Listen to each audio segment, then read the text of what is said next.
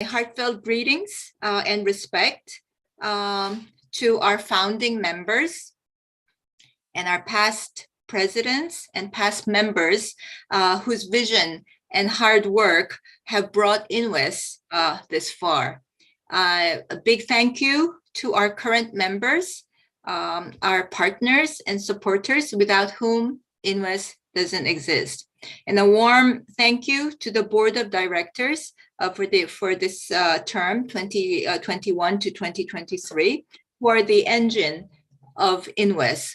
Special thanks to Belen and the Belen Garcia and the Programs Committee, to Georgia Kremida and the Conference Committee, and Sylvia Kegel and the IT team for making today's webinar possible.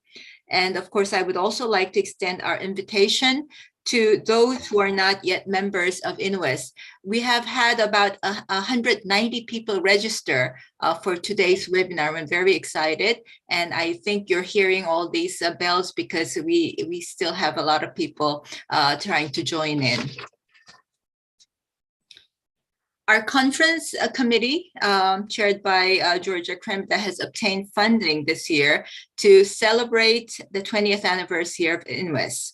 The title of the project is Reimagining Research Culture, Lessons Learned from 20 Years of Evolution for Inclusive Representation in Science and Engineering, which was very timely for us to look back to the 20 years of INWES and to compile data on how far we have come in bringing an inclusive environment in science and engineering research. Since March, we have held 10 webinars altogether, and this is a big thank you to our regional network chairs and members who have made this possible, and also to our Latin American team, which has done 2 wonderful webinars and are also preparing for a new regional network, hopefully, which will start next year. Today, we would like to look back into the history of INWES by listening to the stories of our past presidents and members, so that we better understand the present INWES, and that also that we can be inspired in making our future plans and to leap forward. For this, I thank once again our past presidents and members and past members for the valuable time to be with us today. Although INWES was established in 2002, our history goes back to 1964, when the first ICWES, or International Conference of Women Engineers and Scientists, has begun in New York, hosted by SWE. And at this time, we had the Continuing Committee, which has later developed into the established INWES in 2002. Over the past 20 years, INWES has been actively advocating for women in STEM issues, especially by assisting the establishment of new Women in STEM networks as an NGO partner of UNESCO.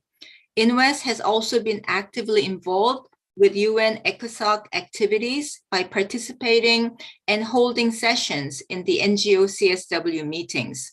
Recently, INWES has joined in actions for climate change issues also. INWES has currently the observer status to the UNFCCC, and this is since 2019, and we have been represented at COP meetings. As I was preparing for today's webinar, I decided to do a historical survey myself of INWES. I found out interesting facts that I have either forgotten or didn't know as I was going through our archives. And I thought I would share of this information with you today. The founding of INWES was triggered by the Science Agenda Framework for Action, which was adopted by the World Conference on Science in the 21st Century. And I know some of you may not have been aware of this. Did you know that the need for the international networks for women in STEM started in 1999? And this is probably what have brought the wonderful women to start the INWES network. Did you know that 30 countries voted for the start of INWES?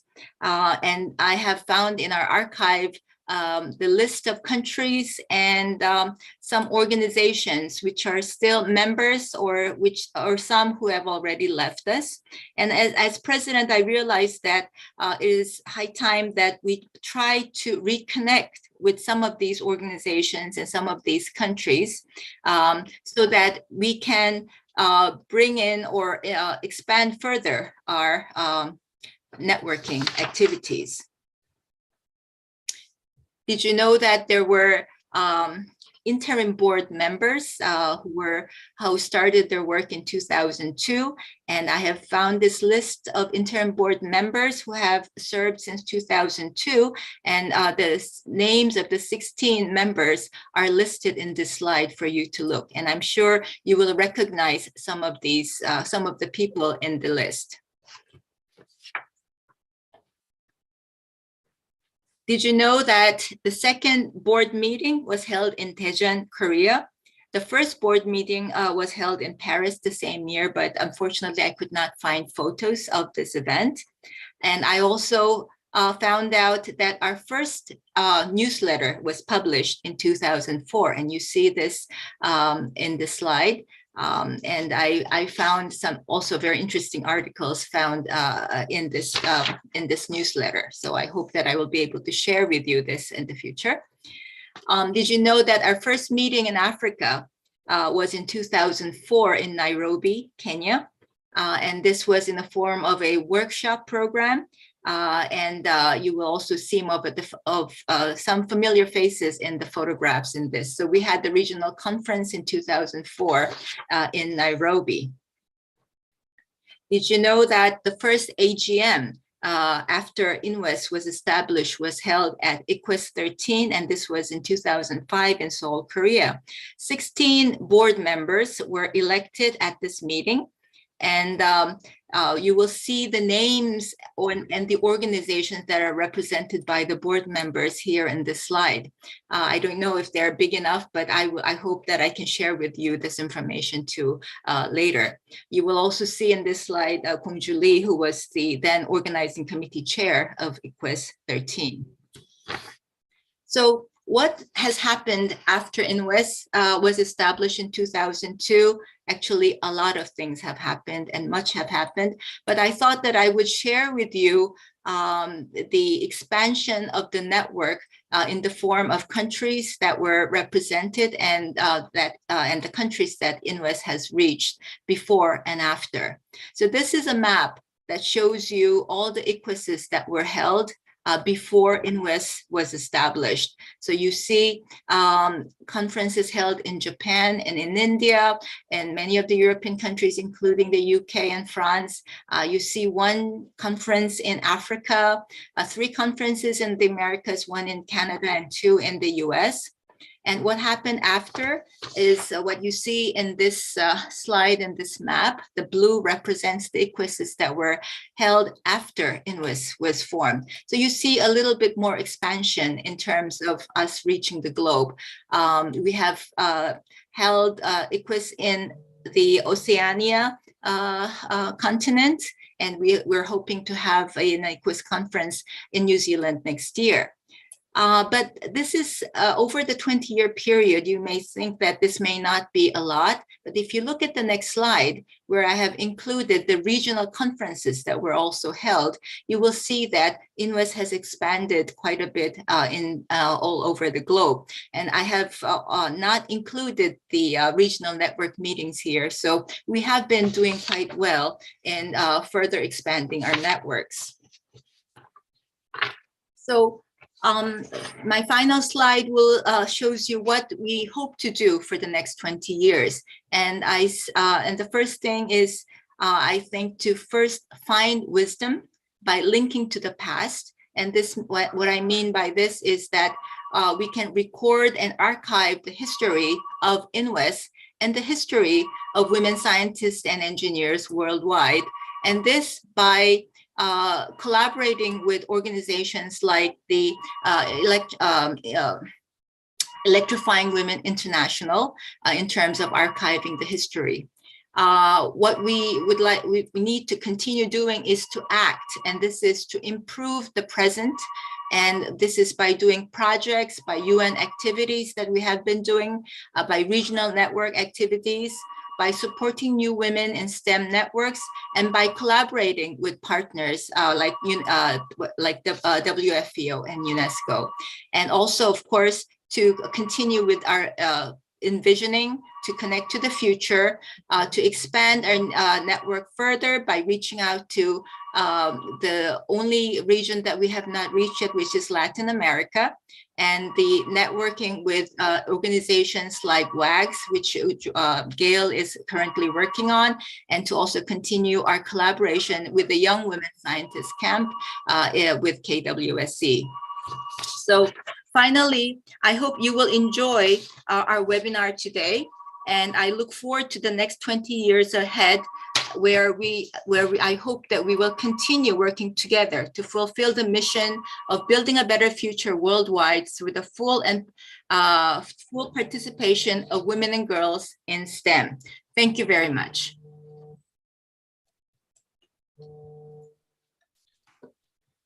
Thank you very much, Johnson.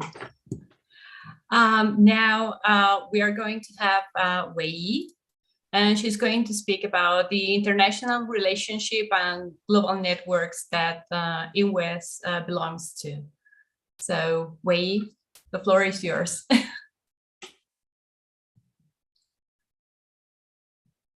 Wei, I saw her getting in. Can you play my video?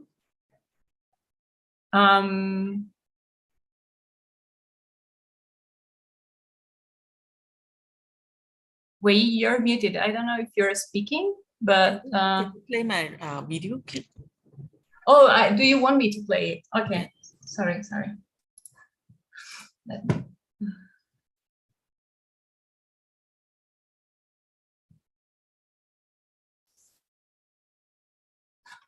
Let me share that.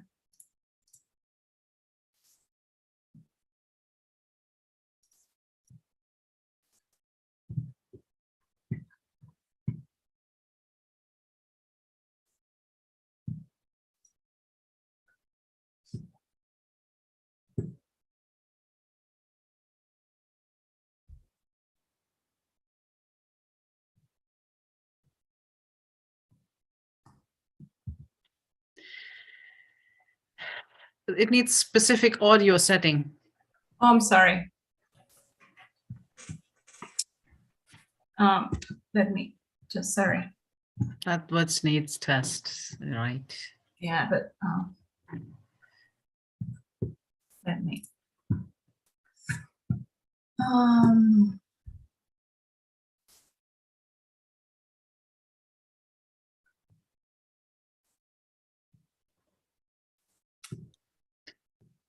Might be on more. Yeah, probably. Yes. Yes. I'm sorry. Let's do this again. Hello, happy birthday to INWES, the International Network of Women Engineers and Scientists. With more than 200 members,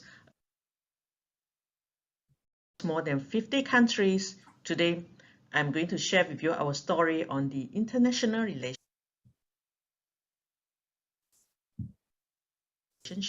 and global networks.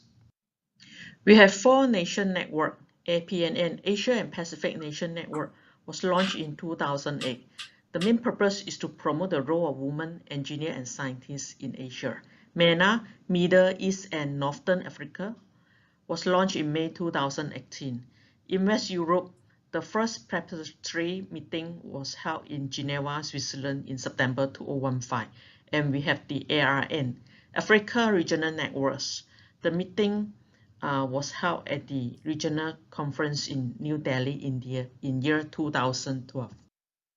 To further establish the collaboration and network, we gather all the outstanding women engineers, scientists, and professionals from various regions and countries. We discuss, we plan for the activity, strategies, and we share our achievement together. The International Conference of Women Engineers and Scientists was established since 1964. The conference provides a very good platform for all the ladies, engineers and scientists to discuss the technical topics, the role of the woman engineer and scientist, and various important and contemporary issues. To further establish our global networks and collaborations, we participated in the World Engineering Day. We showcased in the United Nations Climate Change Conference. We also highlight our achievement, technical knowledge in various international conferences and seminars. To further enhance the networks, we work with United Nations, we work with UN Women, UNESCO, World Federations of Engineering Organization, International Science Council. We will continue to grow. Happy birthday to INWES. Thank you very much.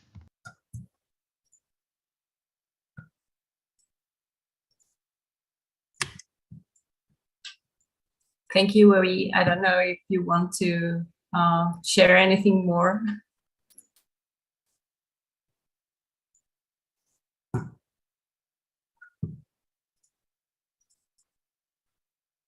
Wei, do you want to add anything else?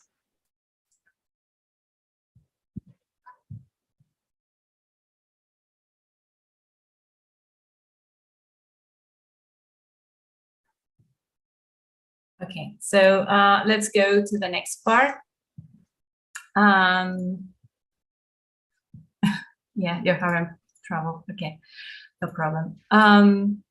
Let's go to the next part, which is the main part about the project we've been doing with Warwick University about the research culture project.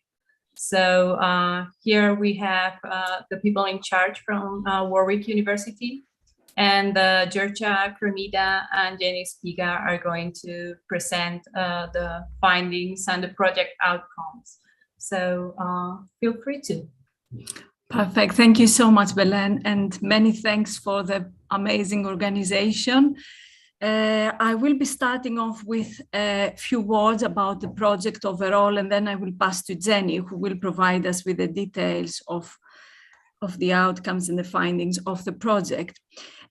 So before I get started, first of all, very big wishes to INWES for the 20 years of fantastic effort and contribution into promoting an inclusive representation in science and engineering. I need to say a few words about the very successful partnership that we are having between the University of Warwick and INWES. We are a member of INWES since 2017. It has been an absolute pleasure to be working with INWES. We have been represented in the INWES board since 2020. We have been the hosts of INWES 18 in 2021, the first virtual international conference of INWES. And this year we had the opportunity to partner in delivering the project Enhancing the Enhancing Research Culture project. And we are really hoping that in the future we will work much closer with INWES into delivering equally successful projects. The title of the project, as Jung-Sung already mentioned,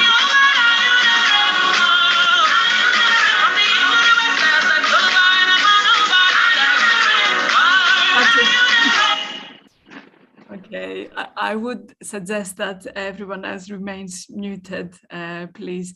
So the title of the project is Reimagining a STEM Research Culture, Lessons Learned from 20 Years of Evolution for Inclusive Representation in Science and Engineering.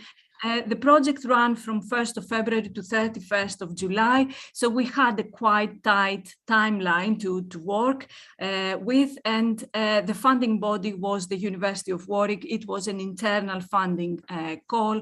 We submitted a joint proposal, and we have been successful into being awarded this project.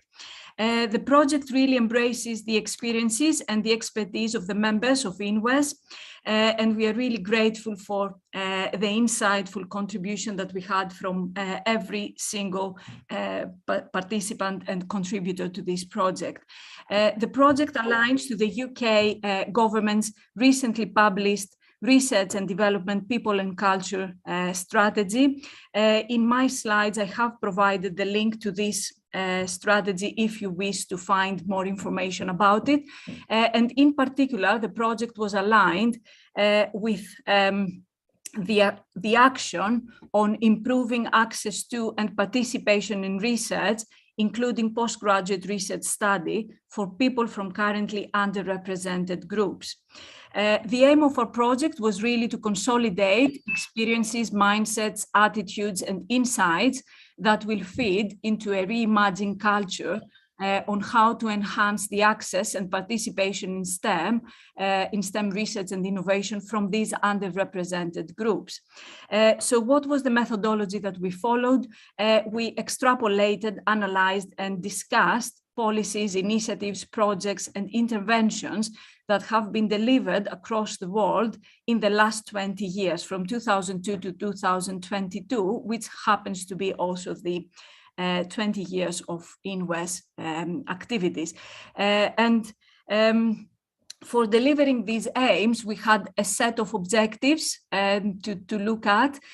So first of all, highlight the underrepresentation in STEM for groups, women, disabled people, and those from ethnic minorities or socially disadvantaged groups. Identify any STEM-specific barriers and challenges for this, for the lack of inclusive representation, I would say, and then contribute to a culture that is going to support the development of strong identities and academic mindsets to underrepresented groups in STEM research. For the delivery of this project, we had a number of events happening, a kickoff meeting at the very beginning. Then today we have the concluding symposium at the other end of the project, which happens to be celebrated together, as we said, with the 20th anniversary of INWES. And in between, we delivered a number of webinars, so 10 webinars, 2 webinars for each of the 5 regions, which are operating under INWES, the Asia and Pacific, Africa, Middle East and North Africa, Europe and America. And of course, we mobilized the 5 INWES networks for delivering all those events. The events that we delivered had a focus every time and the scope. The first set of webinars were delivered in a form of a dialogue workshop. We introduced during these events the project. We discussed the current status, the barriers and opportunities for equitable and inclusive representation in STEM. And then we followed up these initial webinars with a second round of events where we were now focused into sharing knowledge around evolutions in the last 20 years. And these evolutions were expressed in terms of policies, projects, initiatives, and any other activity that was relevant. For the delivery of all those events, I would like to express my very big thanks to the President, Jung-Sung Kim, then to my project team from Warwick, Jenny and Stephanie, and then the fantastic operations team from INWES, Sylvia, Belen, Nadia, Sarah, and Nelly. Also, lots of thanks are going from myself to the regional network chairs and the leads. We are so grateful to have worked with you on this project, and we are really looking forward for further collaboration with yourselves. Jenny will follow up right after myself to present you the key findings of our project. However, you can find lots of details on our website. I will share the link of the website in the chat in a minute. And I would like to invite you to look at the outcomes of this project. And if possible, use these resources for any further activities within your organizations, your countries or your regions. Thank you very much, everyone. Please take photos throughout the event and please share them with ourselves in the email of Stephanie, which I have here on the screen. And we will feed those photos to social media and also to our website. Thank you so much, everyone, and warm congratulations for the 20 years of INWES. And we are looking forward to another 20 years to be celebrated. Thank you very much, everyone. Thank you very much, Georgia, for this great introduction to the project. So I will now share my screen to continue with the presentation. Yes, so good morning, everyone. Good evening, depending on where you are. So I'm Jenny Spiga from the University of Warwick. And in the past months, I've had the great pleasure of being a project researcher in the Reimagining STEM Research Culture project in collaboration with INWES. So in these months, I conducted research review and went through a lot of resources, as Georgia mentioned, that can be found on our Warwick webpage.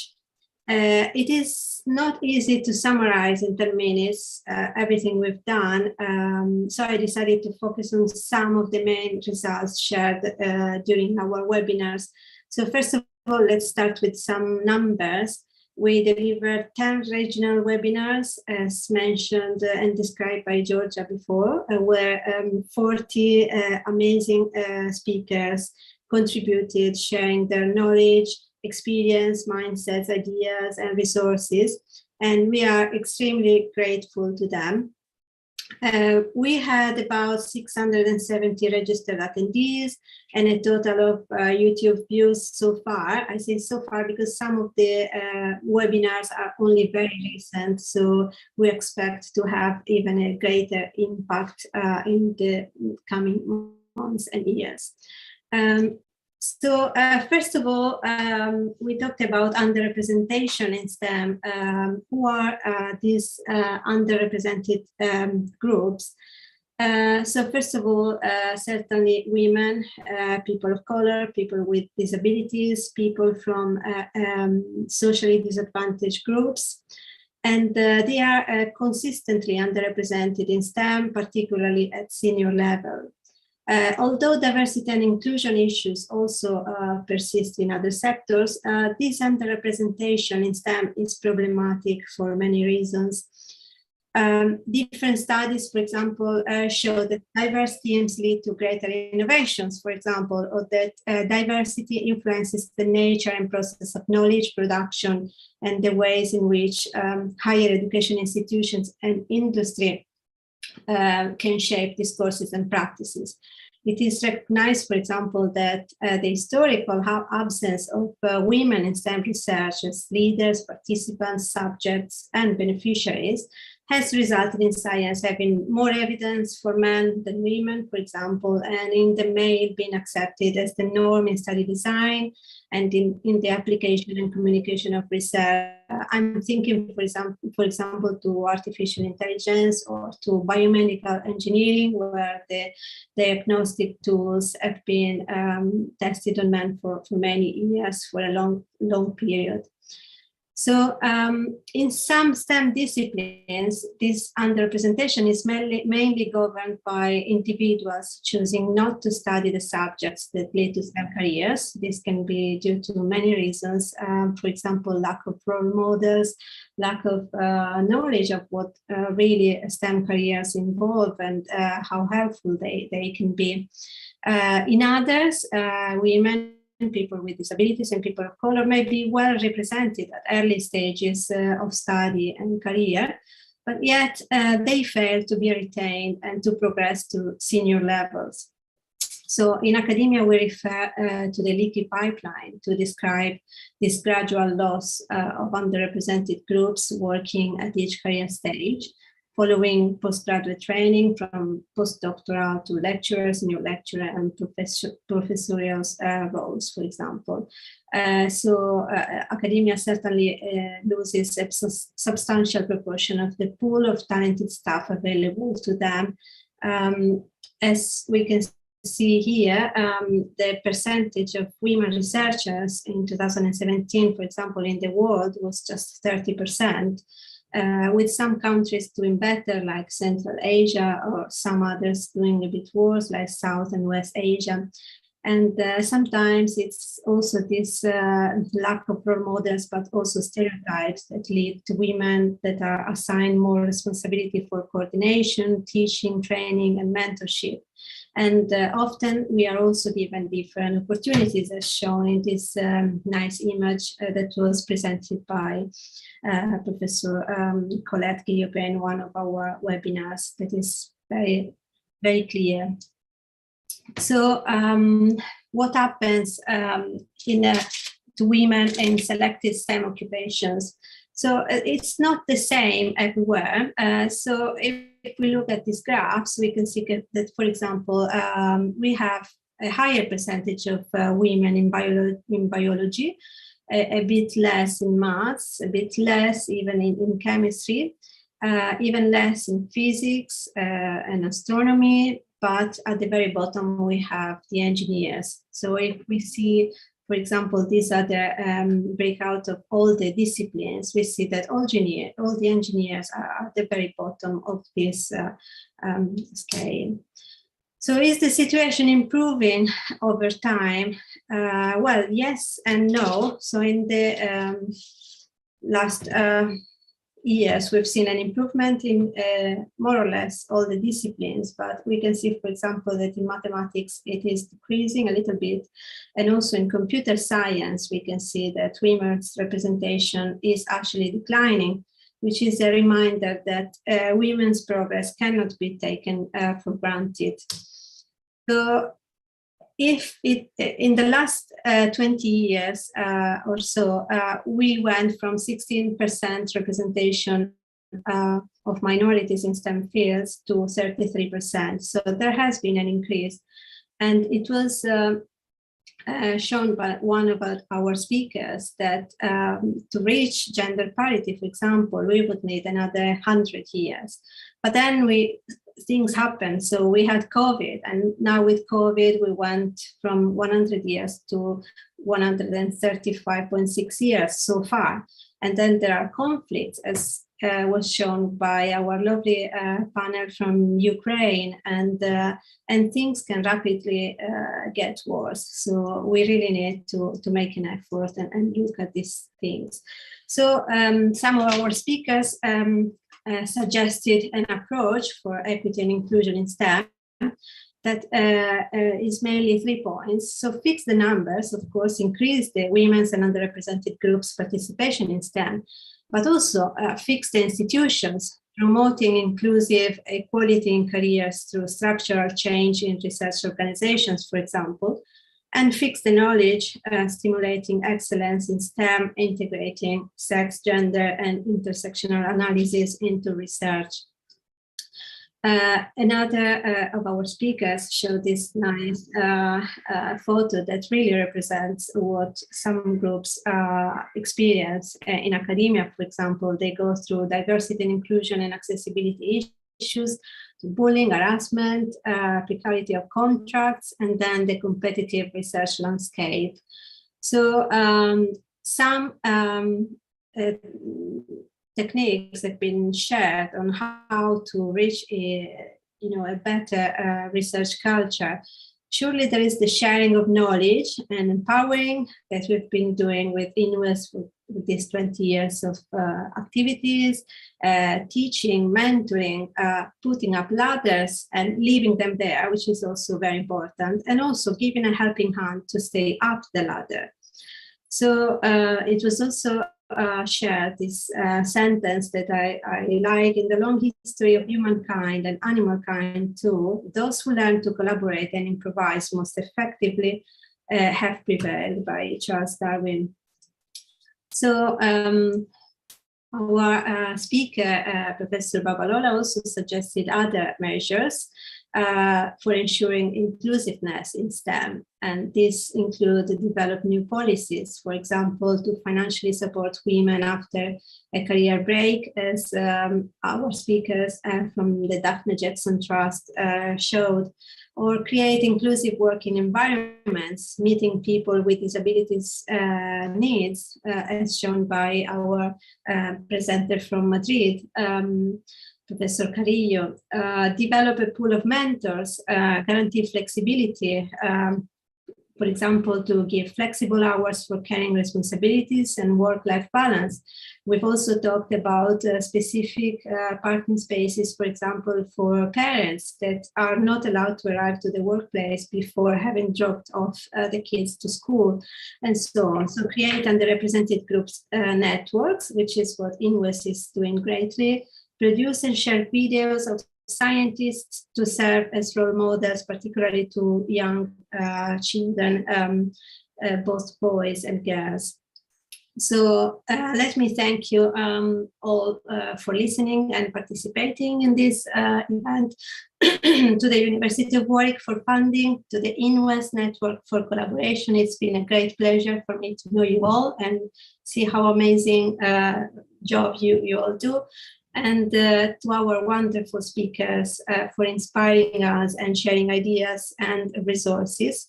And this is just a little collage of what this project meant to some of us. Photos are still coming. I'm really proud of two girls also there, my daughter and Georgia's daughter. And we are trying our best to inspire them. Thank you very much.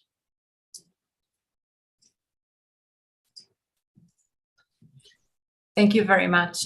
It's a very nice project, and I think we've all been really interested in participating, and we've enjoyed it.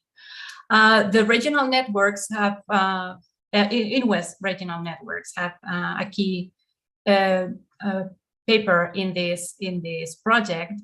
So we are going to have several representatives of the regional networks talk about the project. Starting with Batzinger Batar, who is the APNN representative, and she's going to talk about how it's been the project in that area, Asia and Pacific. Okay, thank you, Belen. Let me share my screen. Can you hear me well? Yes, we can hear you. Okay, so can you see the slides? Yes. Now in full screen or share? Full screen. Full screen. Okay. So, okay, thank you very much. So the president of INWES, Dr. Jun-Sung Kim, and the former presidents and the INWES members and distinguished guests. On behalf of APN chair and members, I want to congratulate first happy 20th anniversary of INWES, and also express my deepest gratitude to organizing team of this great event today. So on behalf of APN Chair, Dr. Arun Bolor-Purve, I will represent today the APNN Regional Network project implementation short summary. Actually, the Jenny has a very grateful summary already shown and presented, and so I will make it shorter. So, we have in the 2 webinars in line of this research culture project in our APN regional network. The first webinar was held on May 7th, and second was held on 21st of May. And the webinars were followed by this agenda. Actually, in the we have 6 speakers from different countries in Asian region. In the first webinar, we have 3 speakers from 3 different countries: Malaysia and India and Japan. Dr.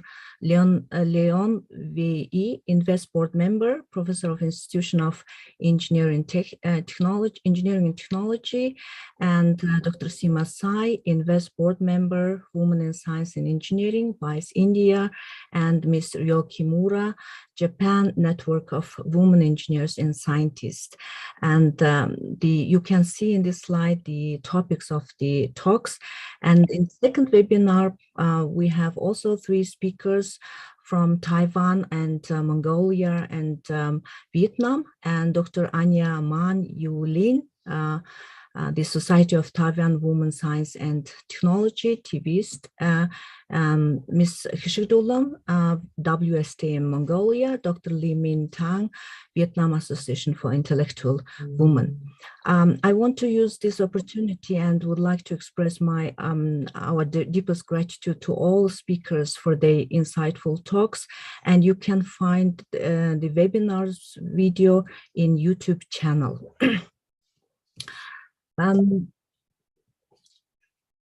So you can see here the participants of the 2 webinars. Nice photo from our members and guests. Okay.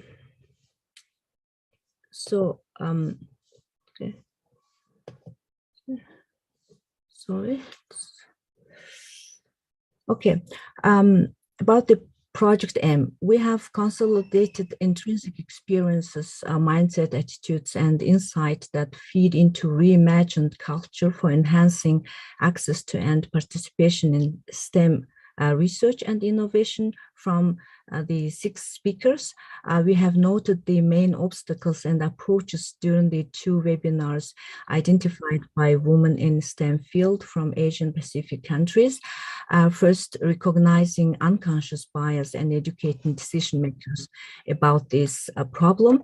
And secondly, enhancing the university research culture to include more women, improving performance indicators for women's advancement, and exposing gender inequalities in textbook and written academic communication, and working to get young girls excited in STEM field. The result, based on the result of the 2 webinars, what future actions for the project in IPN is needed are following. Firstly, the only population that has yet to be exposed to the inequalities faces is young boys. Therefore, in addition to the approaches currently in use, like exposing adult men and women to the situation with data, proof, country comparisons of policies and practices, pointing out unconscious bias at play and evidence in written communications.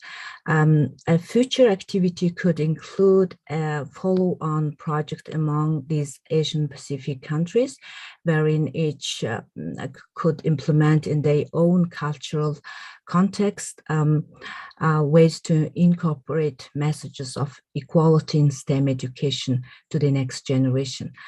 Secondly, this focus on youth would require careful planning, funding, and assistance from the societies or groups or organizations, like the best good practices like Australian, British, and Canadian, Korean women's group in STEM field, to learn from their own experiences working with youth.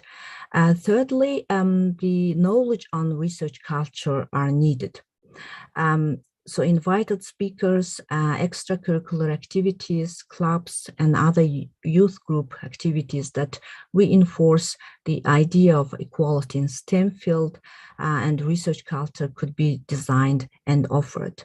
Actually, in the webinars, there were many different approaches which is used in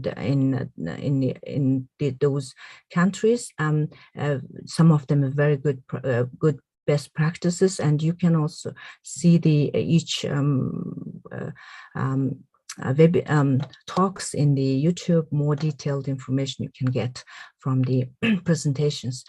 Fourthly, these follow-on activities would be in addition to continuing to present data and the factual information and suggested policy changes related to women in STEM fields to each country's current decision makers. That is very important. Based on these future actions, how to do the future actions implemented. And so we are all women in 4 regional networks for building a better future, and it is possible to do good work for it. And first, we need to develop this same annual report of member countries and organizations. We do have these annual reports, but therefore collecting same statistics and same information is needed. Find out the best projects with results and introduce them to us members. And once introduced, member countries or organizations could implement their own cultural context. We can here also say a good project which we have implemented last year and the previous years in GISC, and which will be also continued. And secondly, we need to develop an international program. One example I can say here, the Young Women Scientist Camp organized by Korean Women Association, Korean Women Scientists and Engineers. This camp is motivated and makes us to work for young generations in STEM, such as organizing research conference and conduct training. This kind of camp is very useful will be also tapped to this research culture development. So also the international training programs, especially for research culture, because we need the same knowledge on research culture, or equalities are needed in this case. So the last one is what we have did is the organize an annual online meeting. Summarize it, organize an annual online meeting. So like this kind of webinars, which we had these 2 webinars, and other regional networks as well did. This is very important, and to have sharing the experiences and also knowledges and approaches, and that helps very good for all, and results and issues of implementations are good practice to develop.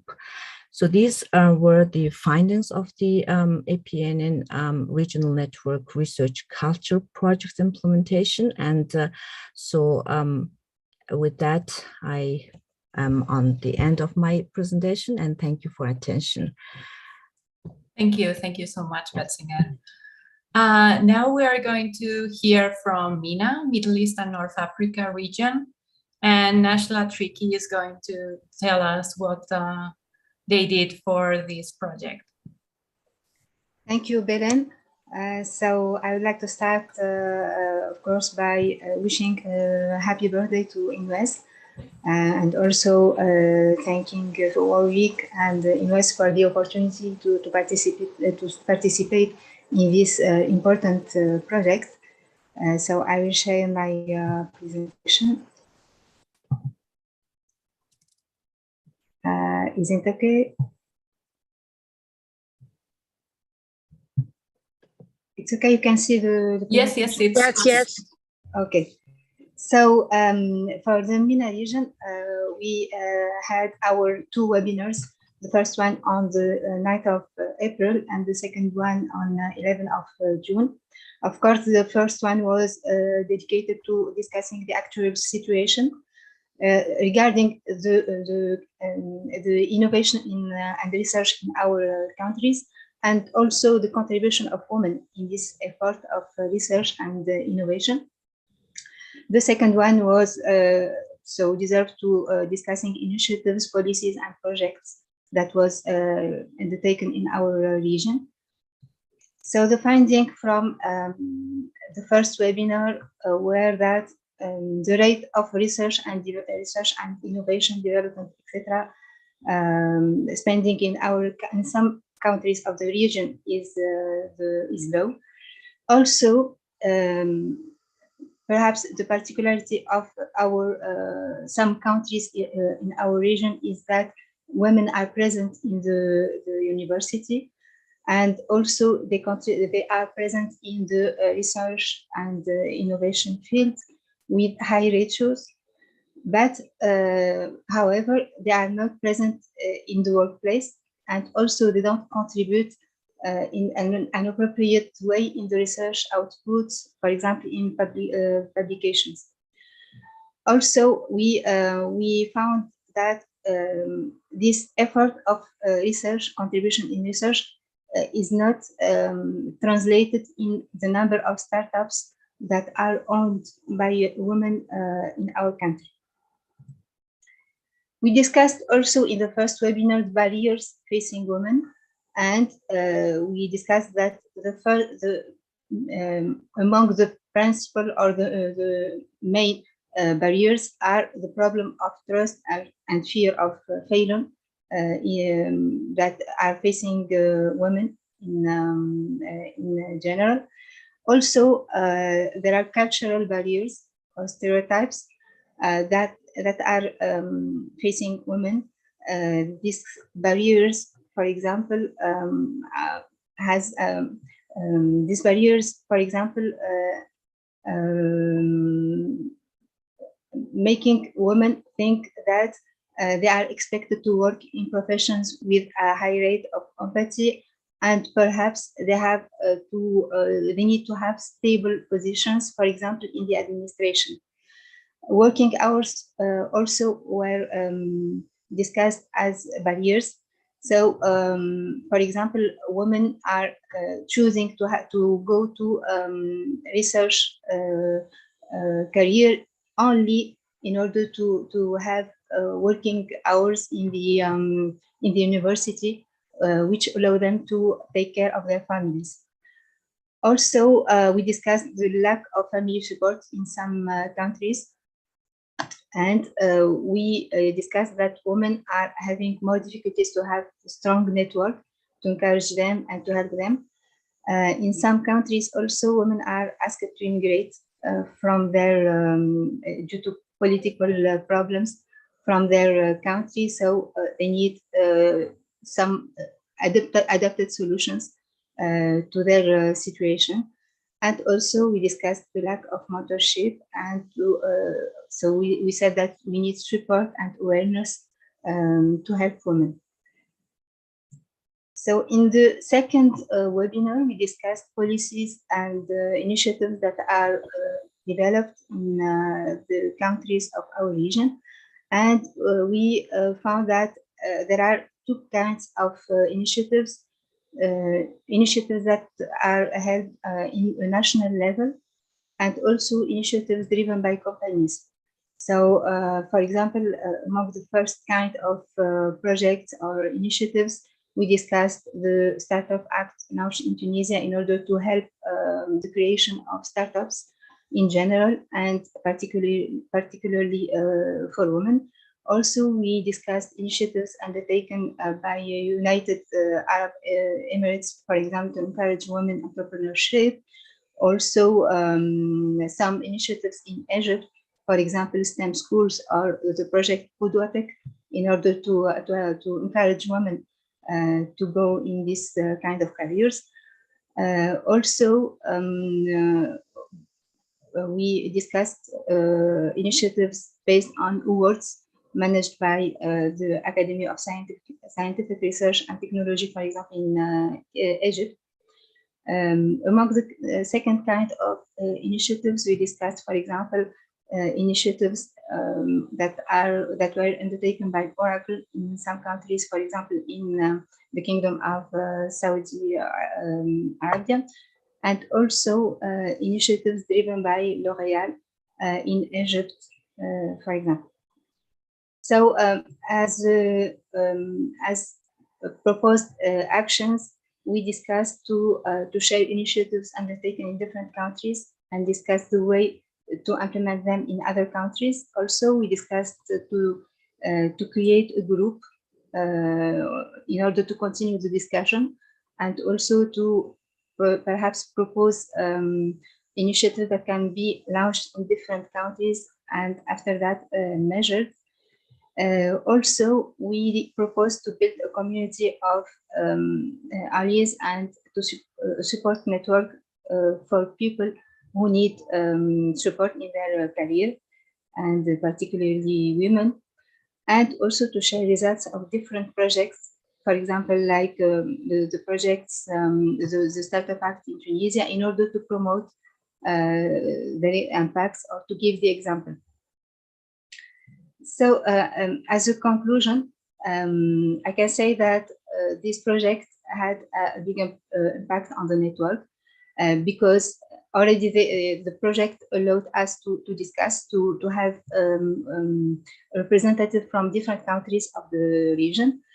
So we had representatives from Tunisia, Egypt, Lebanon, Saudi Arabia, United Arab Emirates, Palestine, etc. And this project allowed us to discuss potential opportunities. And I think that there are already opportunities of collaboration that were identified between different participants in these two webinars. That's all. So I thank you. I thank you. I again thank Warwick University for the opportunity and INWES. Thank you. Thank you so much, Nashla. Now we are going to hear from the European Regional Network, and Sylvia Kegel is going to, she's the chair, and she's going to tell us what has been going on the webinars there.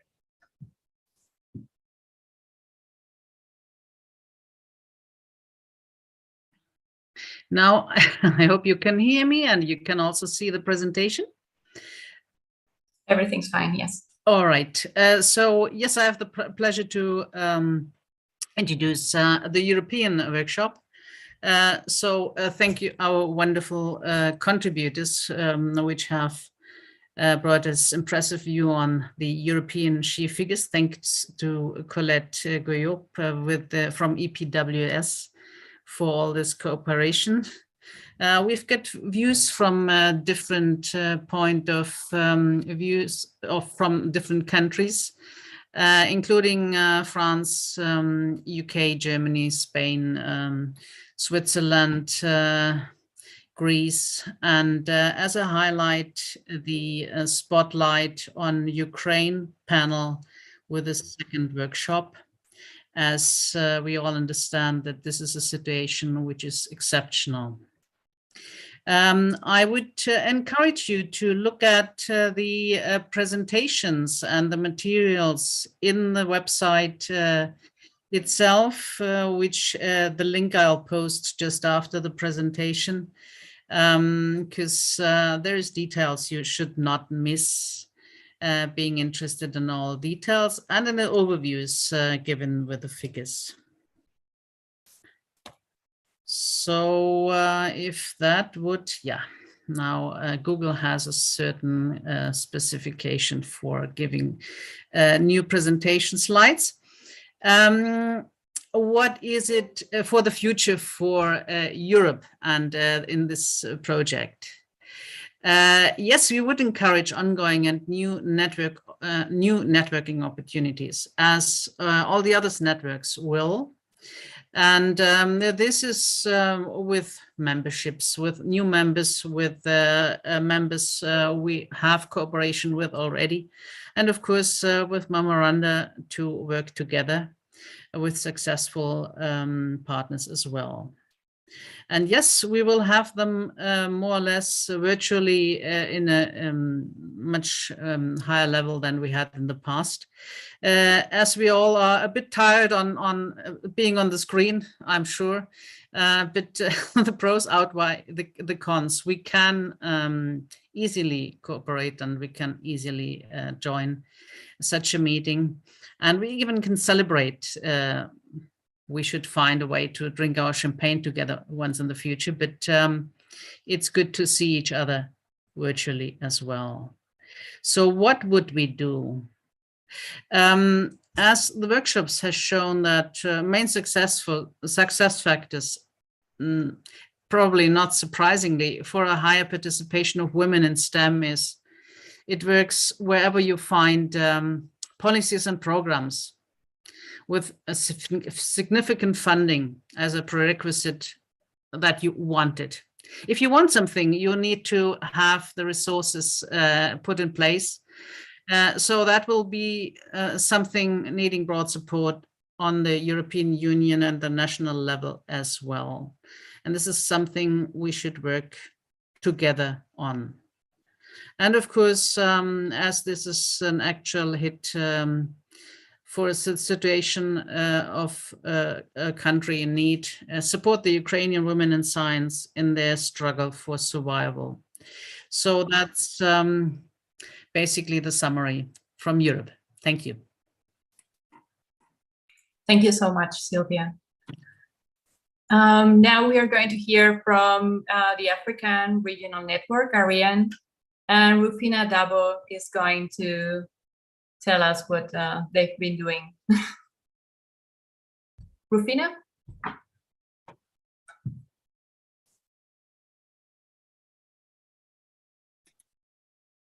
Rufina, hello? Oui. Yes, yes. Oui, je vous entends parfaitement. S'il vous plaît. Excusez-moi. Je dois présenter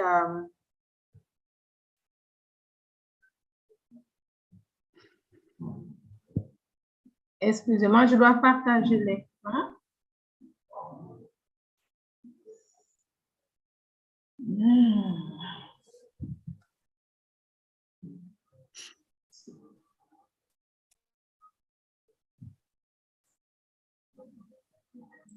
Je vais le positionner.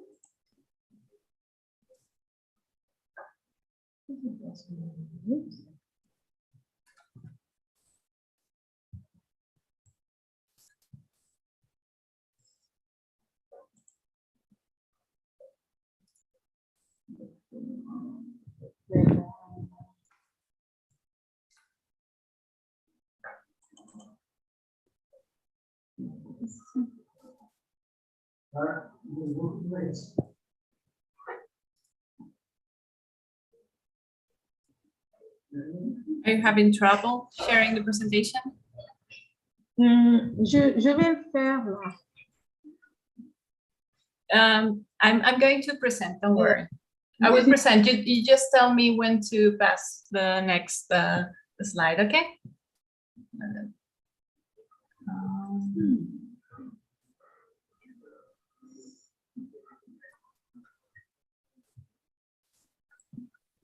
Alors, Wait a minute. Vous partagez. Oui, maman Belel a dit qu'elle va partager. Comme ça, après, tu lui dis, à chaque fois qu'elle doit changer de diapo, tu lui dis. Non, dis-lui d'arrêter le partage. D'arrêter le partage. J'ai trouvé le bouton. Belel? Yes? She wants to share her screen. Yes, you don't see the whole screen? Yes, I see it, but she wants to share a new one. Okay. Just tell me next, Rufina, please. No problem. Okay. Okay. Anyway, allez-y. Belal, it's okay. You can continue sharing your screen. Go ahead. Belén, go ahead, please.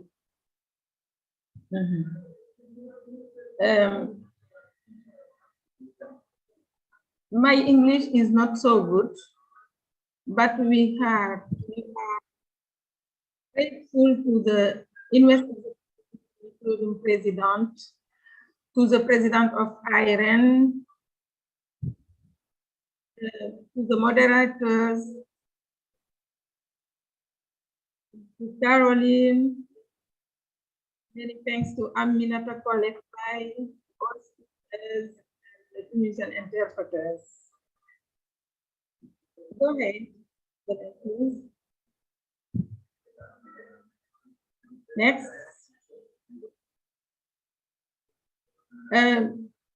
Forgive me because I may have forgotten some people, I cannot name everyone. But everyone recognizes that she is. Impact of the webinar is at three level, individual level, organizational level, and professional.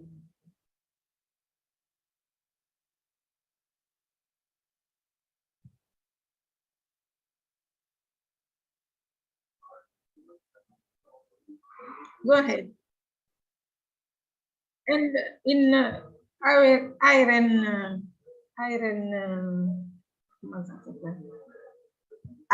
we have 2 webinars, and you had 4 speakers from Burundi, from Ghana, from South Africa, and from Rwanda. Our sisters are very, very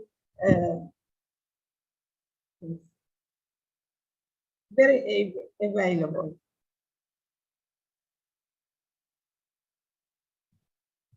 The second one,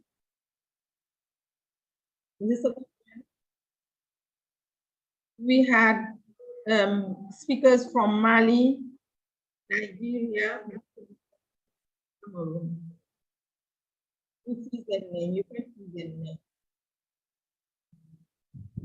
The action for the project, the parent is more than able to continue its concerted action in this important project.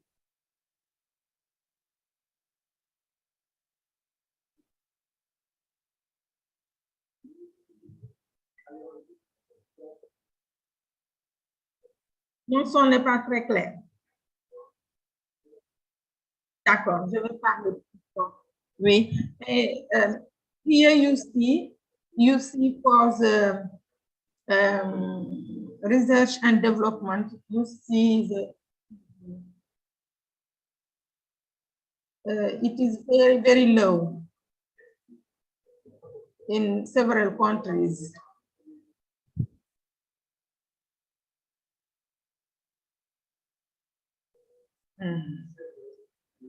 Go ahead, please.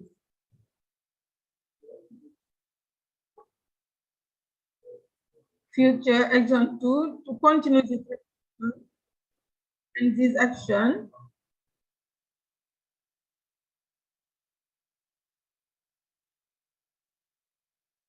Non, ça va me faire perdre du temps. Integrate them into the work of our party.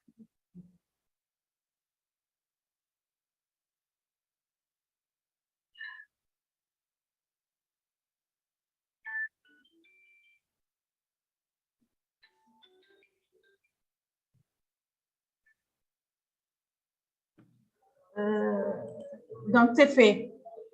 Second, what we have to do for the future, at individual level, organizational level, and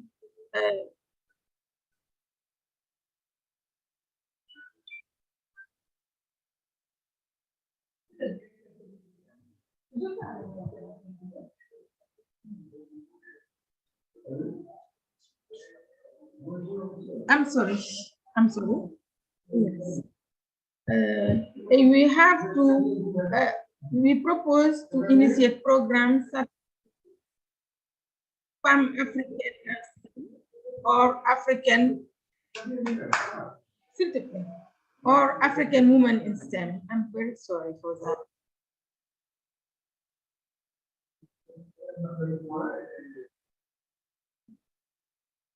Et nous préparons aussi, preparing our network, regional network. To conclude, we have positive notes. We have and we would like to have post the baccalaureate and postdoc STEM education project and program for the younger generation. Nous voulons avoir une live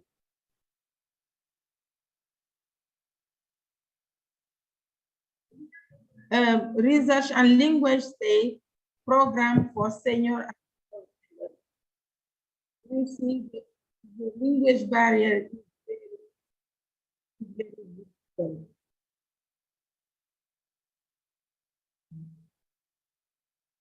But all human work is perfectible. Let's try to do more and better because the challenges are numerous. Thank you for your kind attention. And I apologize for my bad English. Happy birthday to INWES. Happy birthday to INWES. Thank you, Rufina. Thank you so much.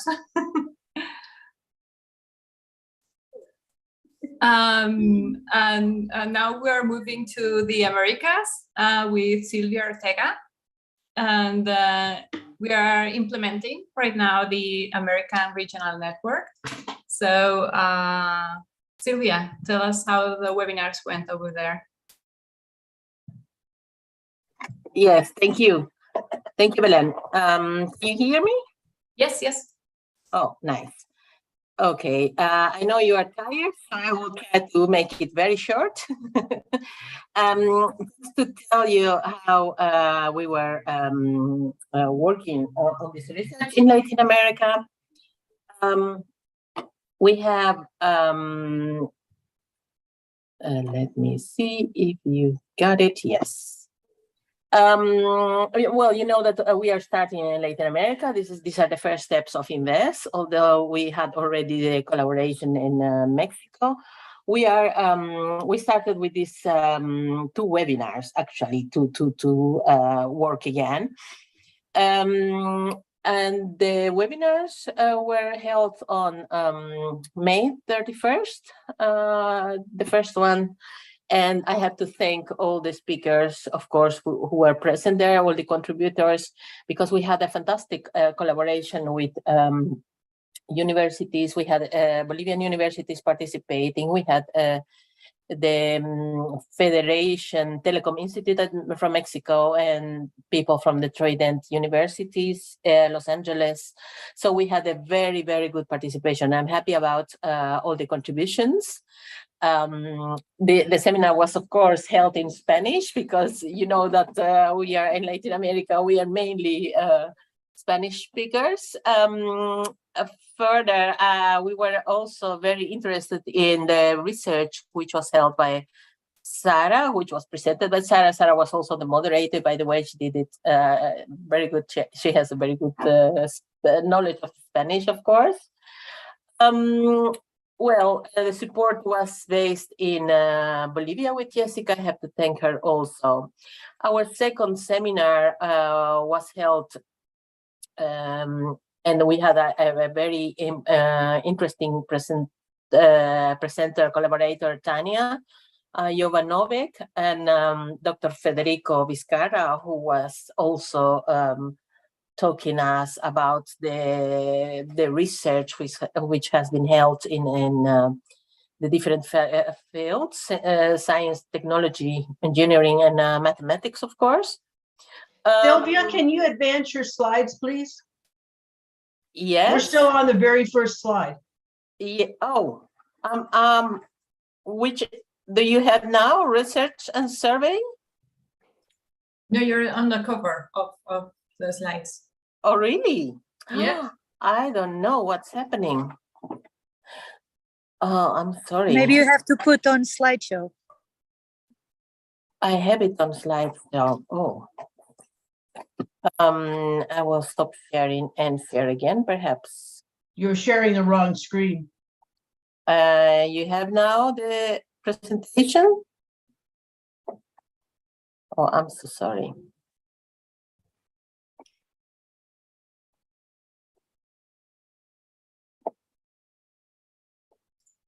Not yet. We don't see the presentation. And Now now we can't see any screen. We just see you. Oh. I don't know what happens. Again, sharing again. There you go. About now, okay. I'm happy. This was the second. Well, I will now repeat it. I hope you have listened. The next one would be. Let me see. I have a very slow connection. I'm sorry. Can you see my ideas now? No? The first one, yes. Now again, you're back to where you were. So how did you Research? switch? You see research? No, you're back at to the front, to the first one. Oh. I think we're seeing the wrong window, Sylvia. Oh. Yes. We we were seeing the right window a moment ago, and then it changed. I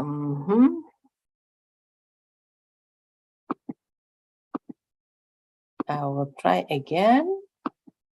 And this was the last time. Okay, sure.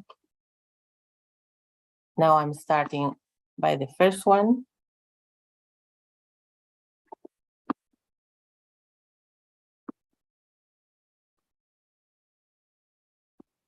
Do you see it?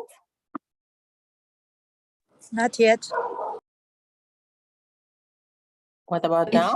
No, because it changes.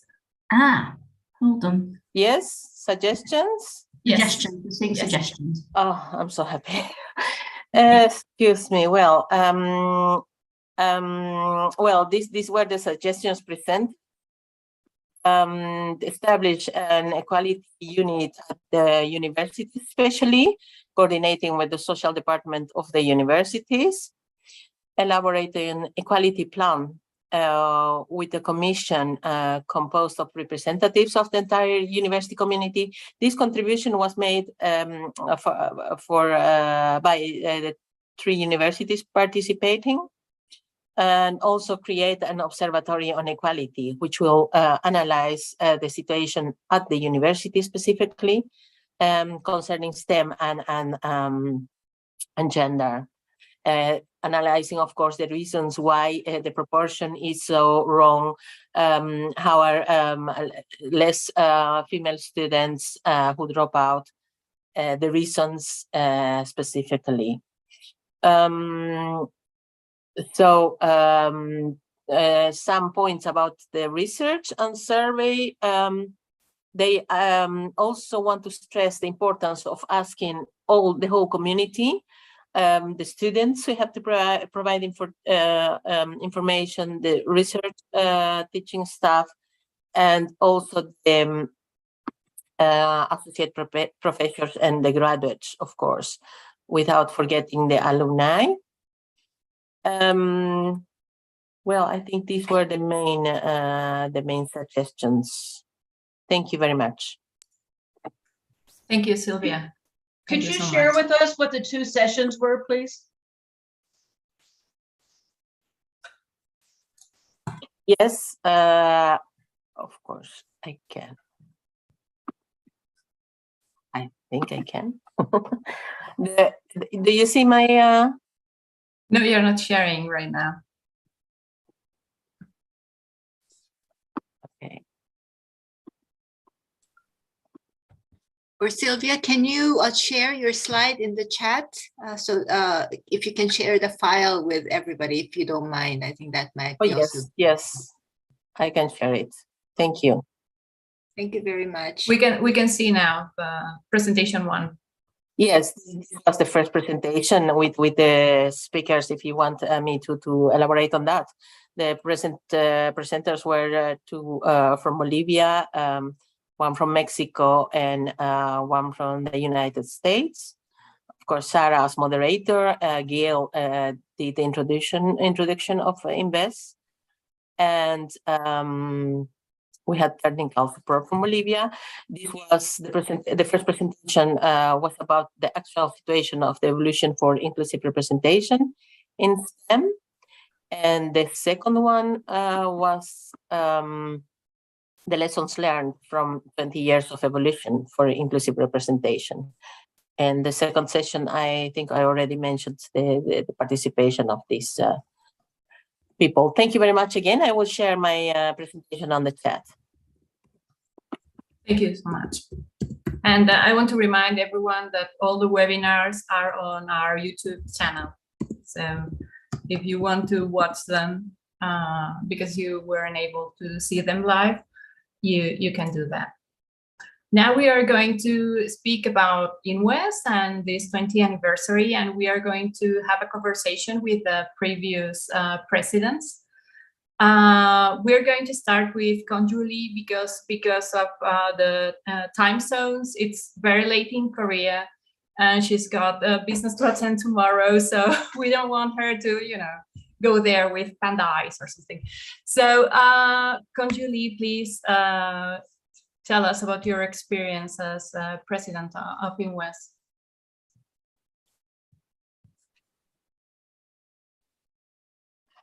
Can you hear me? Yes.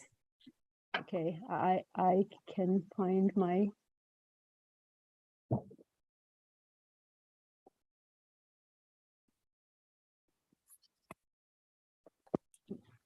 Hold on a second. Middle bottom.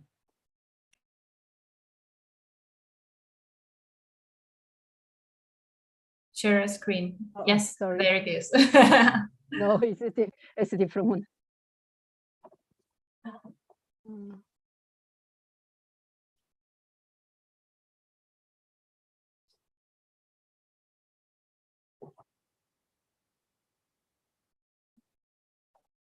Can you see it? No, not yet.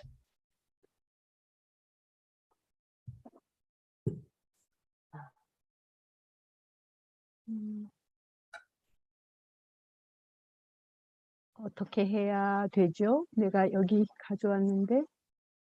화면 공유를 슬라이드 지금 바탕에 깔려 있으시면 화면 공유를 누르시면 아니 근데 바탕에서 안 보여서 이 안 안으로 보이세요? 들어간. 그러면 Belen, do you have Kongju's slides? Yes, I have it. Don't worry. Here, yes, thank you. Sorry about that.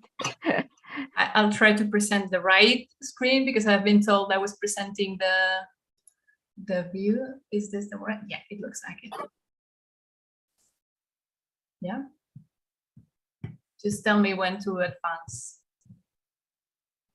Can you see it and can you hear me? Yes. Okay.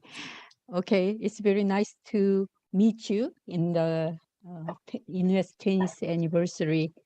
I'm Kongju Lee. I was INWES president from 2011 to 2017 as a third and fourth president. Also, I'm from professor in Ewha Women's University in Korea.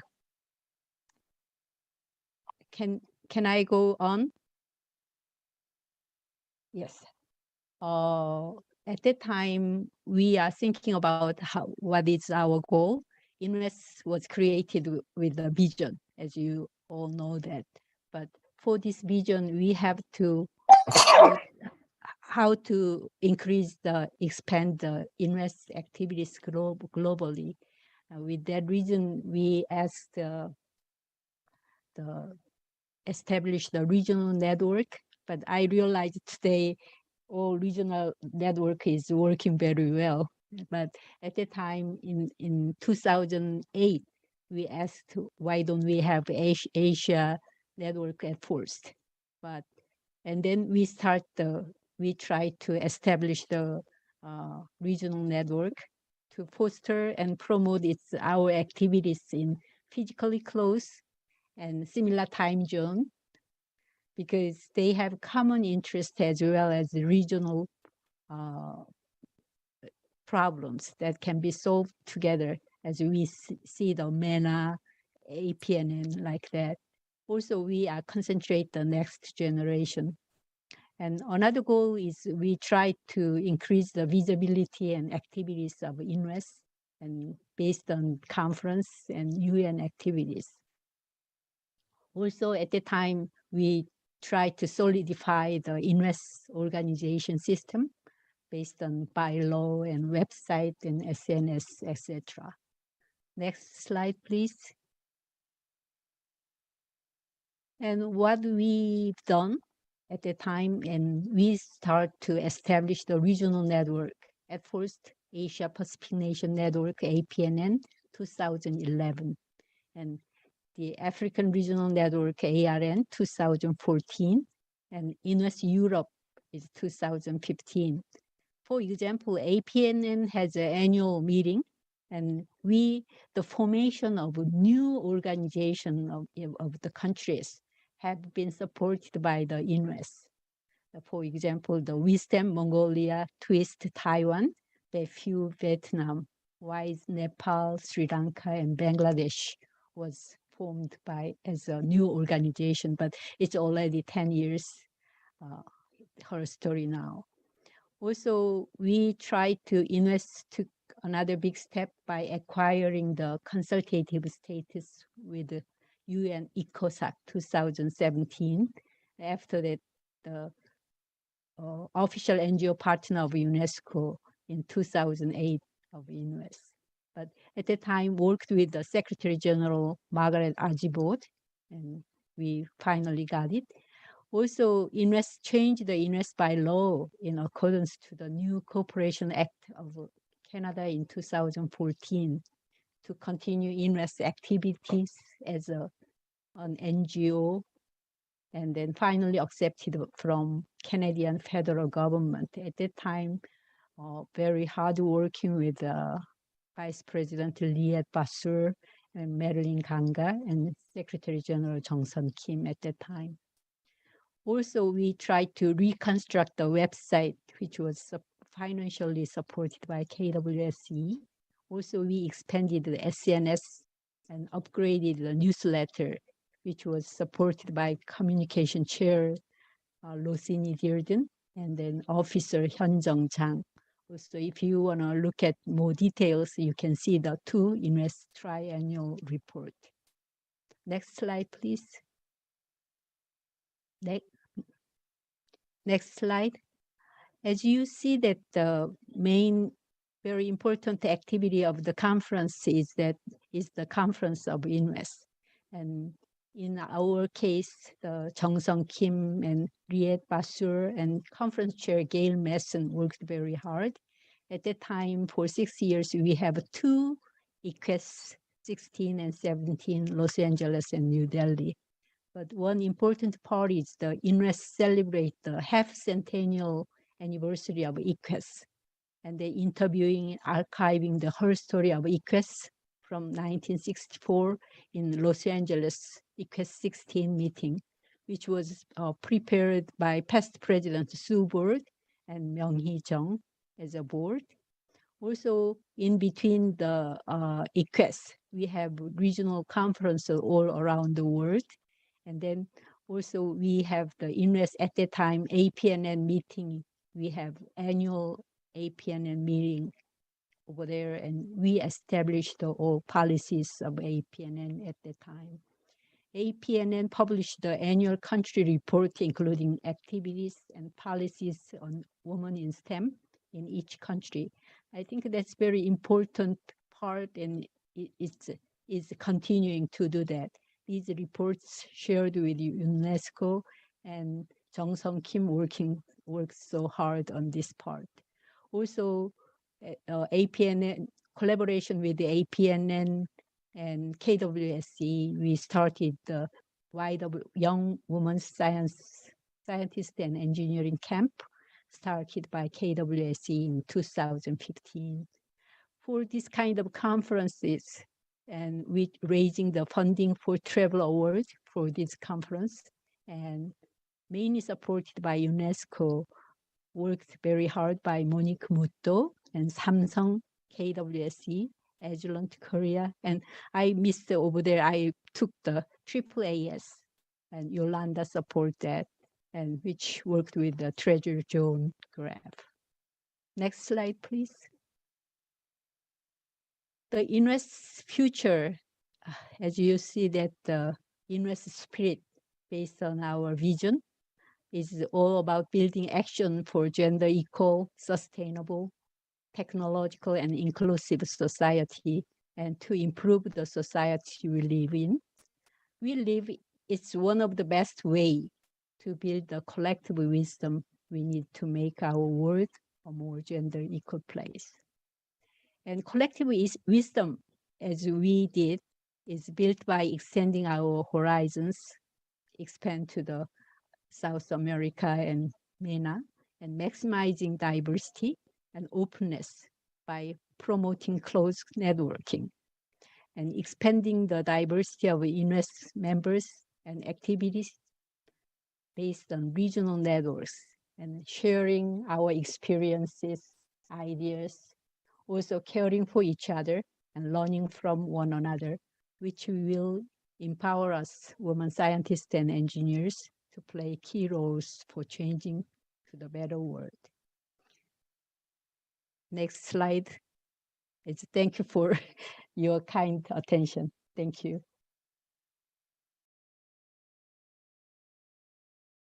Thank you very much. Thank you so much, Kunju. Now we are going to hear from Gail Matson. She was president just before Johnson and after Kunju. So Gail, the floor is yours.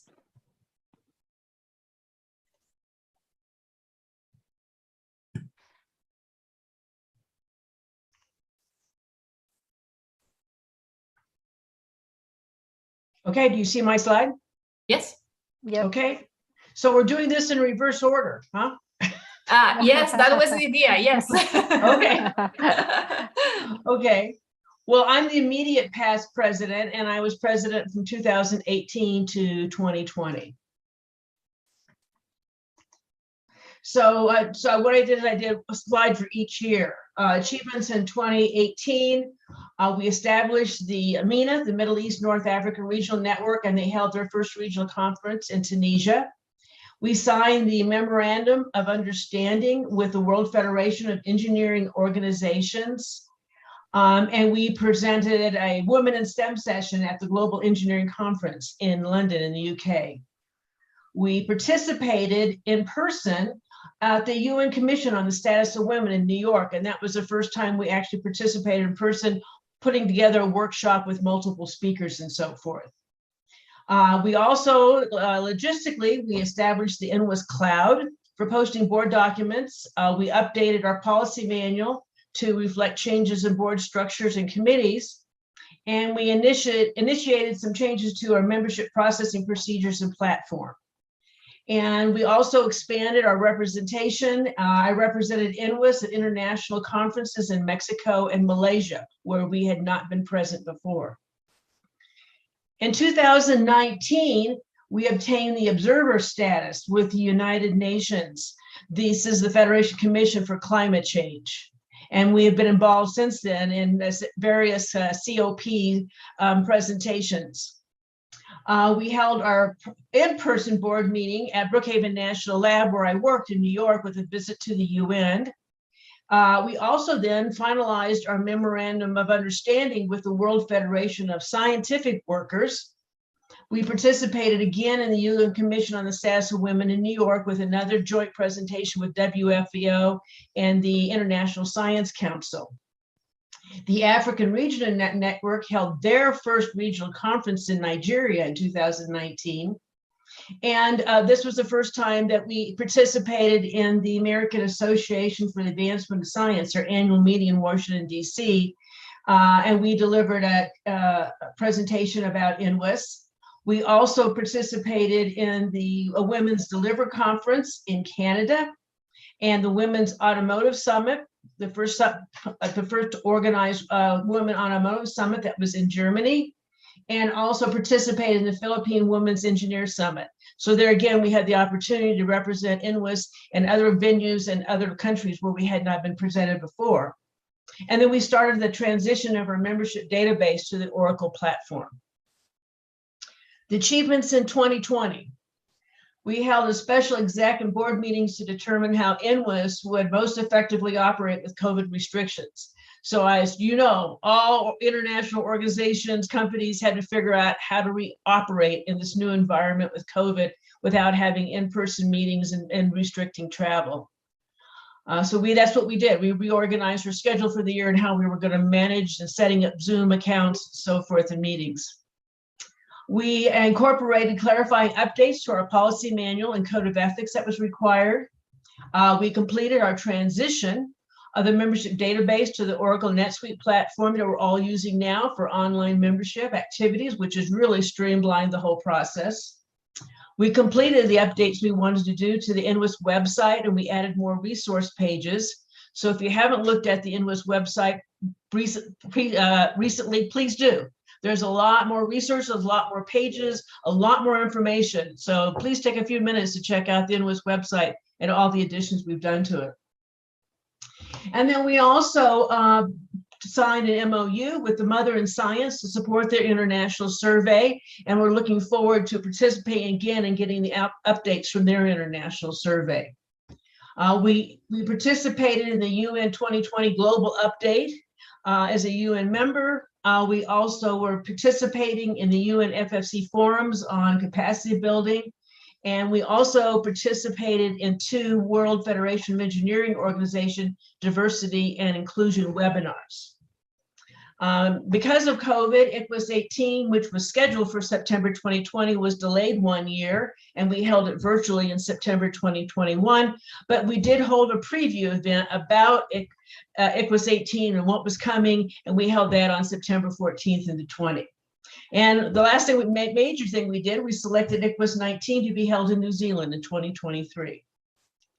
So ideas from me from the future, as a previous president, continue to grow with enhancing worldwide presence through strengthening operations of INWES, addition of new members, and expanding our regional networks, including the new one in Latin America.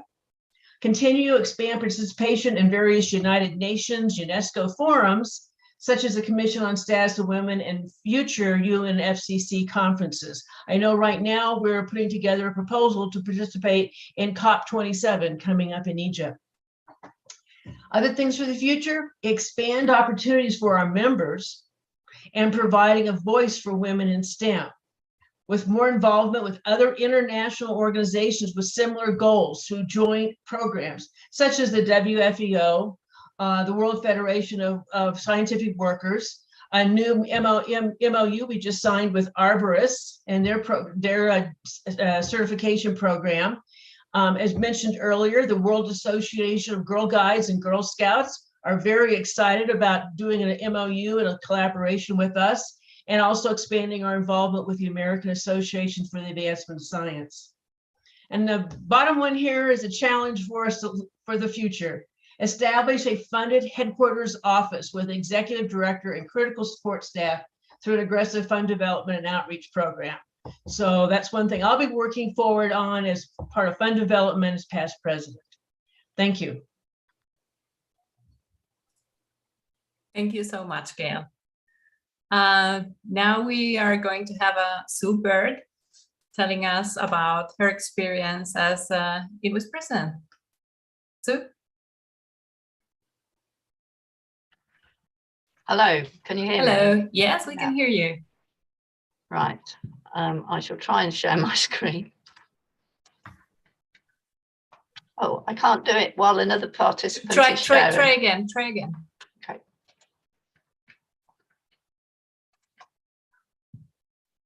Yeah, is that, yeah? Yes, we can see your screen, yes. Okay. I was president from 2008 to 2011, so that was fairly early on, and because of that, I can't actually remember a lot. Well, I can remember, but my my notes are not complete. So the first thing you asked me to talk about was my mandate. Well, I couldn't remember what that was, so I thought I'd tell you about my history within WES.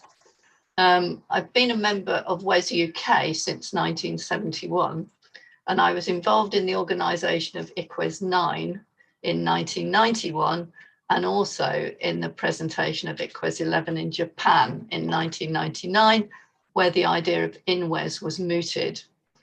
I joined with others at the meeting in Merrickville in Canada, where INWES was created. Monique Fries led that. And I was present at INWES 12 in Canada, where INWES was formally established, and Monique Fries was elected the president of INWES. And at that time, I was elected to the board. I was elected as president in 2008.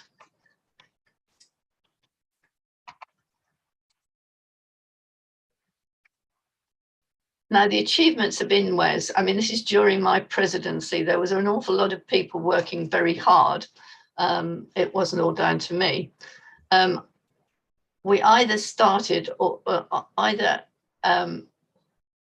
achieved INWES Asian and European networks. I don't think we actually achieved them at the time, or we did the Asian ones, but not the European ones, but we were very nearly there. We did linking with the UNESCO, which was mainly led by Monique Muto, who I'm glad to see is probably going to carry on doing that because she knows her way around. I spent some time at SWE conferences looking for commercial and industrial supporters to try to fund INWES. We were trying to get financial help at this time. We were looking to link with the WFEO. We didn't do it then, but I know that we've done it since, so that's something. We helped to set up INWES India, carried out a strategic review, and produced a triannual report. We organised the very successful INWES at Adelaide, Australia. There again, I think probably Monique Muto was at the front of that as well. But it was, I had very good people with me who worked hard and made these achievements come true. And so INWES Future, this is just very, very quick. I would like to see INWES extending its interest to more influence to more countries, although I do see that a lot more countries are now involved than there were when I was president. So I'm really pleased about that. I'd like INWES to, where possible, support women in countries subject to war, famine, and poor government. I could include myself in the poor government one at the moment, but that's not really what I mean. And I'd like INWES to think about influencing organisations and governments in their decisions about combating climate change and the deterioration of our planet. All these things of which affect women more than anybody else. So that's a very quick run through. I hope that's all right. Thank you so much, Sue. Yes, it's very nice. Now we are going to hear from Monique Fries. I know she's been working with Claire Deschamps. Claire Deschamps is a former member, and she was going to speak in the members area, but she won't be able to. So Monique Fries and Claire have been working on the presentation. So Monique, there you go.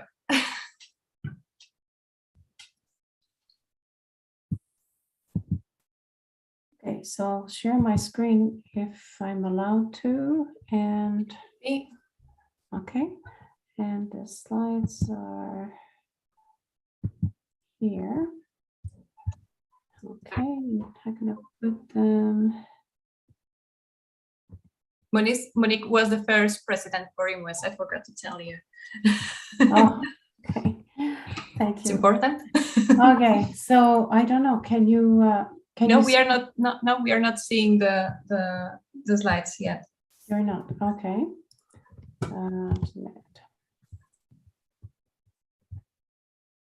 If you haven't changed the presentation from what you sent me, I can do it for you if you want. Well, this last one was with Claire Deschamps name at the end. Could you do that?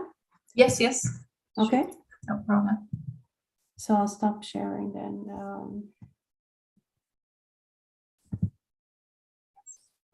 Okay. You can see it? Yeah. Okay. So first of all, yeah, that was quite a change in my life when I started to work with this incredible adventure. I want to thank Jung Sun Kim for reminding everyone of some of the history. I think that it's very important to record these things.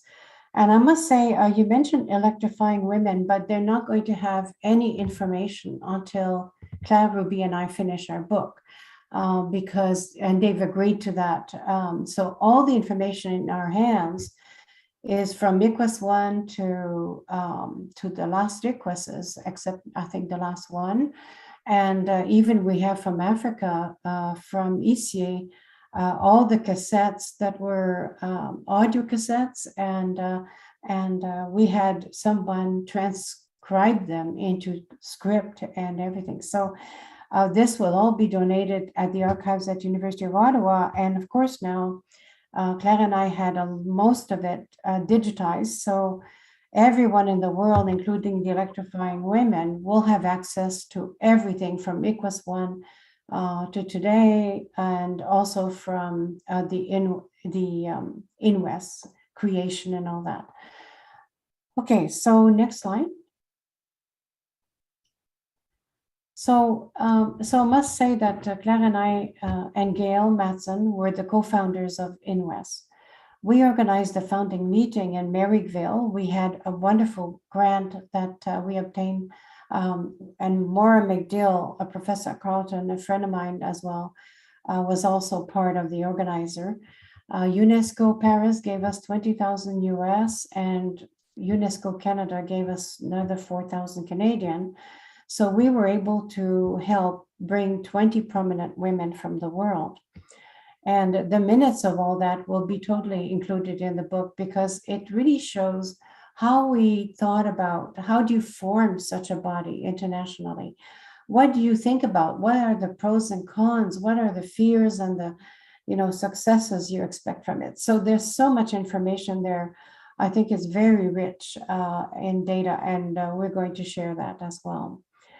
I chaired INWES 12, of course, which was the profit of that, of course, was $80,000 Canadian. And I used that to support the development of INWES. So all kinds of expenses that were needed at the time. We formally created INWES then with a unanimous vote from all the representatives from, I think it was over 60 countries. Developed the mission, goals, structure, governance issues for INWES with Gail. And Gail and I and a consultant paid by SWE met. Do you remember, Gail? It was in a Philadelphia airport room. And on the way in the airplane, I kind of created the name INWES because it was obvious. It wasn't a big discovery. International Network, Women, Engineers, Scientists, it just made sense. And so we started to use the name, and this consultant helped us to develop all the documents that we needed to get started. We also went to Corporation Canada to incorporate INWES. That was, I think, in 2003. It was a lawyer in Ottawa. We had letters patent and all that. That was really done really well, and they charged us pro bono, which was very low fees. It was because we didn't have that much money, so it was done then. The first address was my house, but then eventually I was afraid we should have a really more formal address, and also I didn't want to put my house for sale if we went bankrupt. So eventually we had a nice formal address. Next one. Next slide. Oh, sorry, it's there. So we recruited several organizations at the time. I made a list with Claire and Gail, and we approached them. And it was, I believe, in our first years, we reached up to 200,000 women, scientists and engineers from, that were included in those organizations and representing around 50 countries. Then with the Secretary General and the Treasurer, Gail Matson, we organized all the board meetings, the AGMs. We developed the policy manual, mostly Claire, developed many committees. We created the advisory, the conference committee. Then we created a vice president of conferences, which made sense because that was one of the huge things that INWES was doing. We also had programs and projects and the web portal and youth committees.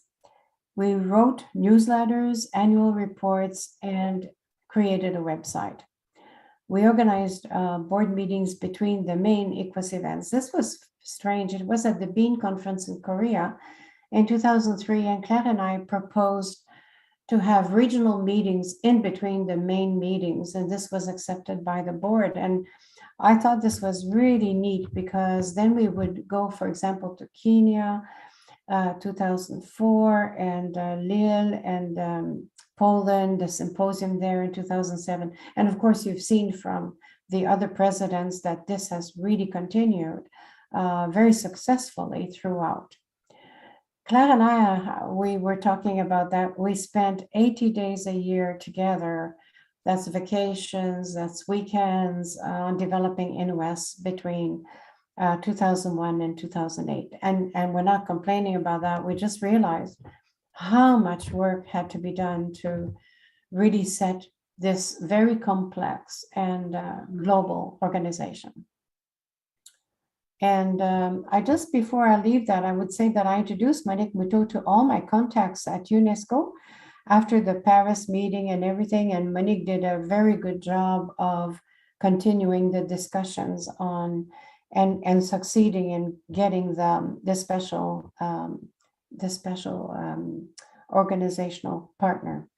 I also, with Nadia Ghazali and Pam Wayne and a couple of other people in Tunisia, we began continued conversations with WFEO, and we signed a first agreement with the president at the end of that event. It was a very complicated event, and it's in my book, my memoirs. There were pros and cons. There were like war paths. I mean, we almost lost INWES at that time. But if you read my memoirs, you'll read a lot about INWES, Marrickville, and all of that. It's a big part of my professional life. So we're pleased to see the continuation, very successful, and thank you to all the presidents that followed us and the current ones. I mean, we're very, Claire and I were very impressed by how solid and active INWES is and ICWES. The success of the regional organization program is amazing. It started very early, 2008, like Subert said, and it's continued and developed. So I think now you're reaching all the regions. It's interest for oral and written history and many webinars for the 20th century. I must say we are writing the book now of the ICWESs from ICWES 1 to ICWES 12. And we're writing about the INWES creation and the first 8 years. So, so when that book is expected to be published by Springer in November, something like that. Somebody should be muted. Okay, then we suggest to eliminate individual memberships. You must say, Monique, here she goes again. But individual memberships were created at the beginning because some people, like in some African countries, India, they didn't have associations of women. So we said, well, join as individuals and then create, you know, when you have 15, 20 people, create an association. And we developed a manual with Marianne Rodot, and it was shared with all the members. Now, later, we saw that individual members were also members sometimes of a major organization, so it didn't make sense anymore.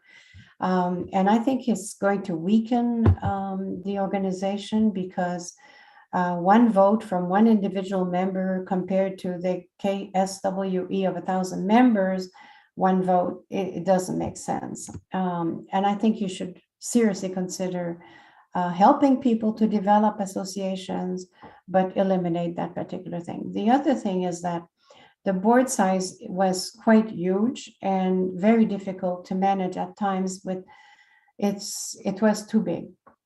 And I think that in my MBA, I learned that good functional size is between 8 and 12, but I guess because of the global nature, you could go to 15.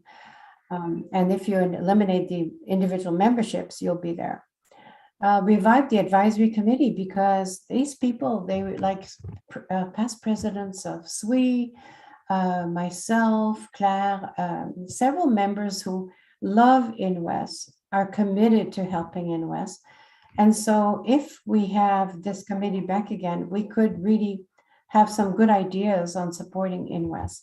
The other thing is you could have one of the advisory committee members who are honorary members of INWES to be a representative as an ad hoc member of your board. And that way you would increase the communication between all these very experienced women who care and the current board, which probably is newer and younger. So, you know, if you have suggestions and ideas from these committees, I think it would be really enhancing the experience for the INWES board. And just before I leave, I want to say that I'm moving to Thailand. My husband had a stroke in January, and he's really doing really well now, relearning speaking and all that. Never paralyzed though, functional physically, but we have no support here in Ottawa. And my son and his wife live in Chiang Mai, and he's invited us to go live 10 minutes away from him. So we're going to rent a nice house, and we're moving on September 2. While I'm there, I'm going to write my next book, which will be Women, Science, Engineering in Southeast Asia.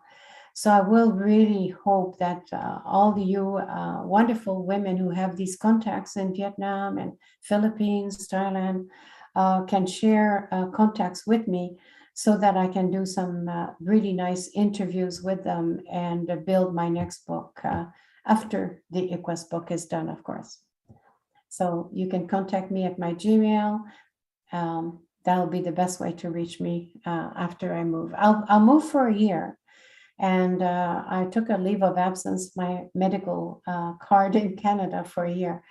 We might decide to come back after a year, or we might decide to stay forever. So in September next year, we'll know.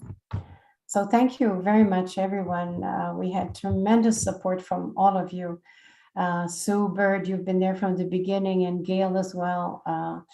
We built it together. Thank you. Thank you. Thank you so much, Monique. Thank you. We are a bit behind the time. I'm really sorry about it. Next, it will be Rufina speaking about INWES members' experiences. I just got an email from Nadia Susi that she won't be able to attend. So Rufina is going to speak about her experience as an INWES member. I'm going to share directly your presentation so you don't have to. And we are faster this way, okay? If you don't mind.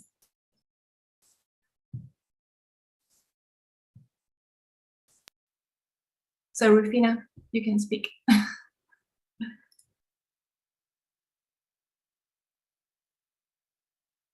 Rufina?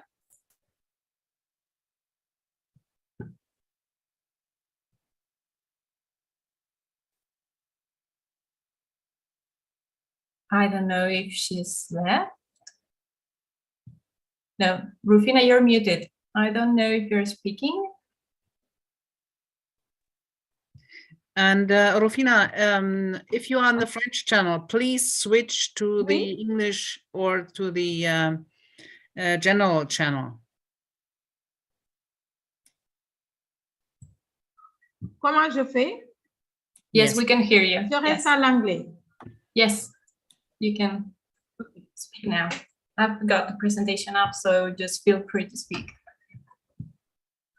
Okay, je suis prête. I'm ready. Yes, go ahead.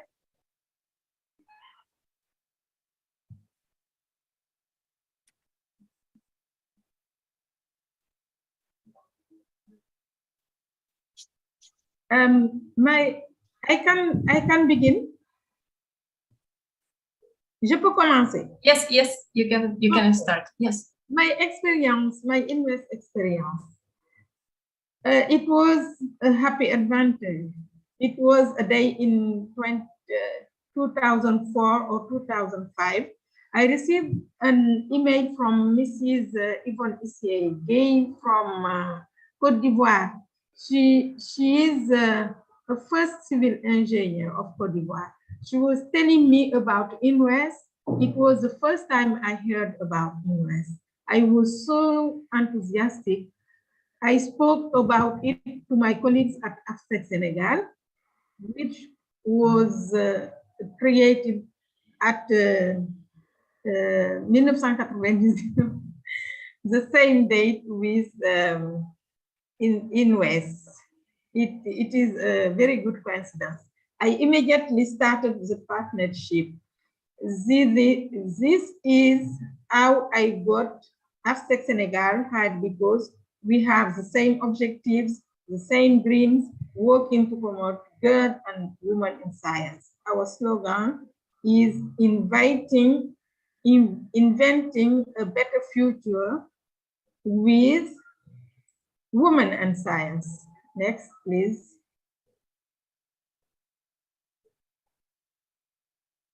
What did we expect from INWES?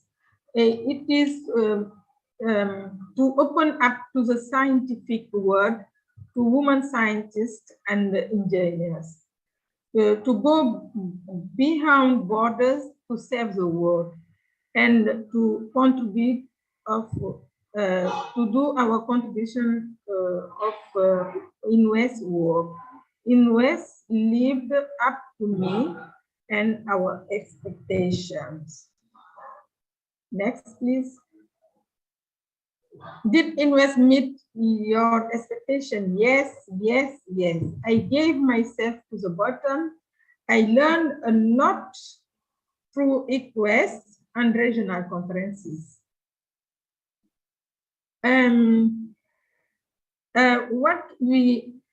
Our achievement, I think that I go to Togo to mobilize women, and I participate to the conference at 2009, Adelaide, New Delhi, Nairobi, Los Angeles, Uganda, Brazil, Ibom State, Nigeria, 2019. I intend to continue preparing the IREN regional conference with our all colleagues from Africa region, waiting to INWES 19 for 2023 at New Zealand. Next, please. INWES tomorrow. We have to expand INWES to all continents, to develop regional networking, integrate all African countries, accelerating network, initiate and implement projects and programs, develop partnership, bring down the status, the position of INWES in the NGO liaison committee of UNESCO, and especially at the level of ECOSOC. We have also tried to build the house of INWES in every country. It is possible. It is not a dream. Project and program for each region. Next, please. In conclusion, INWES has enabled extensive network, which is very positive with concrete results both at the personal level and at the associative level. It is a qualitative gain in terms of human relations and professional experiences that we can share with others. On the strength of this, we must give a helping hand to the younger generation. Thank you for your kind attention. Thank you so much, Rufina. It was very nice to hear your experience. We've been hearing about the past and experiences, and we would like to know what's next. What are the new activities and projects ahead? So Nadia Ghazali, she's going to present where INWES is heading. So thank you. I will share my screen. No, Sherry. Oh, yes. Quand je parle, c'est un peu bien. Ñu ne sama anglais moo gën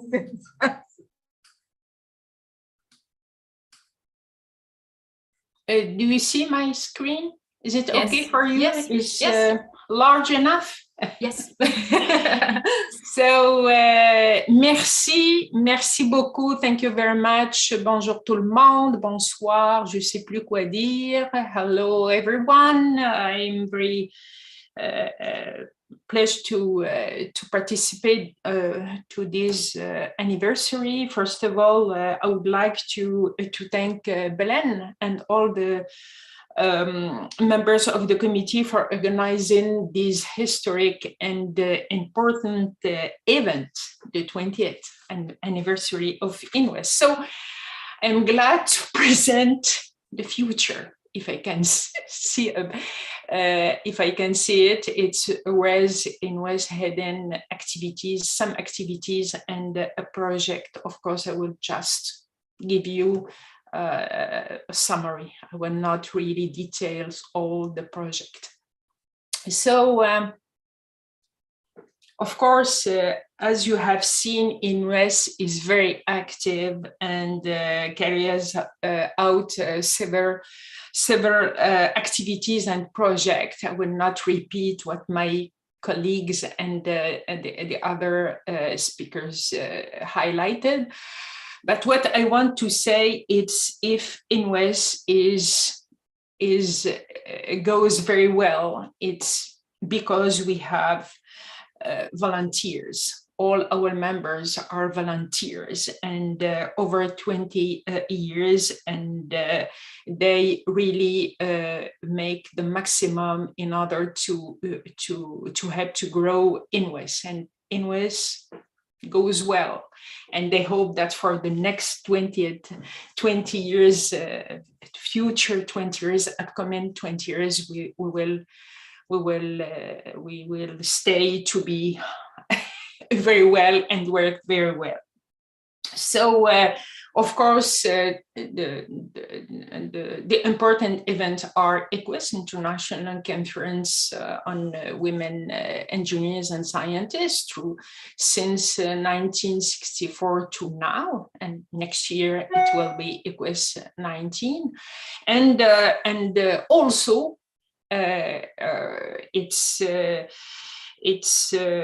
would like to thank the big work from our regional networks, and I'm very excited to really launch the last one, and not the least, Americas.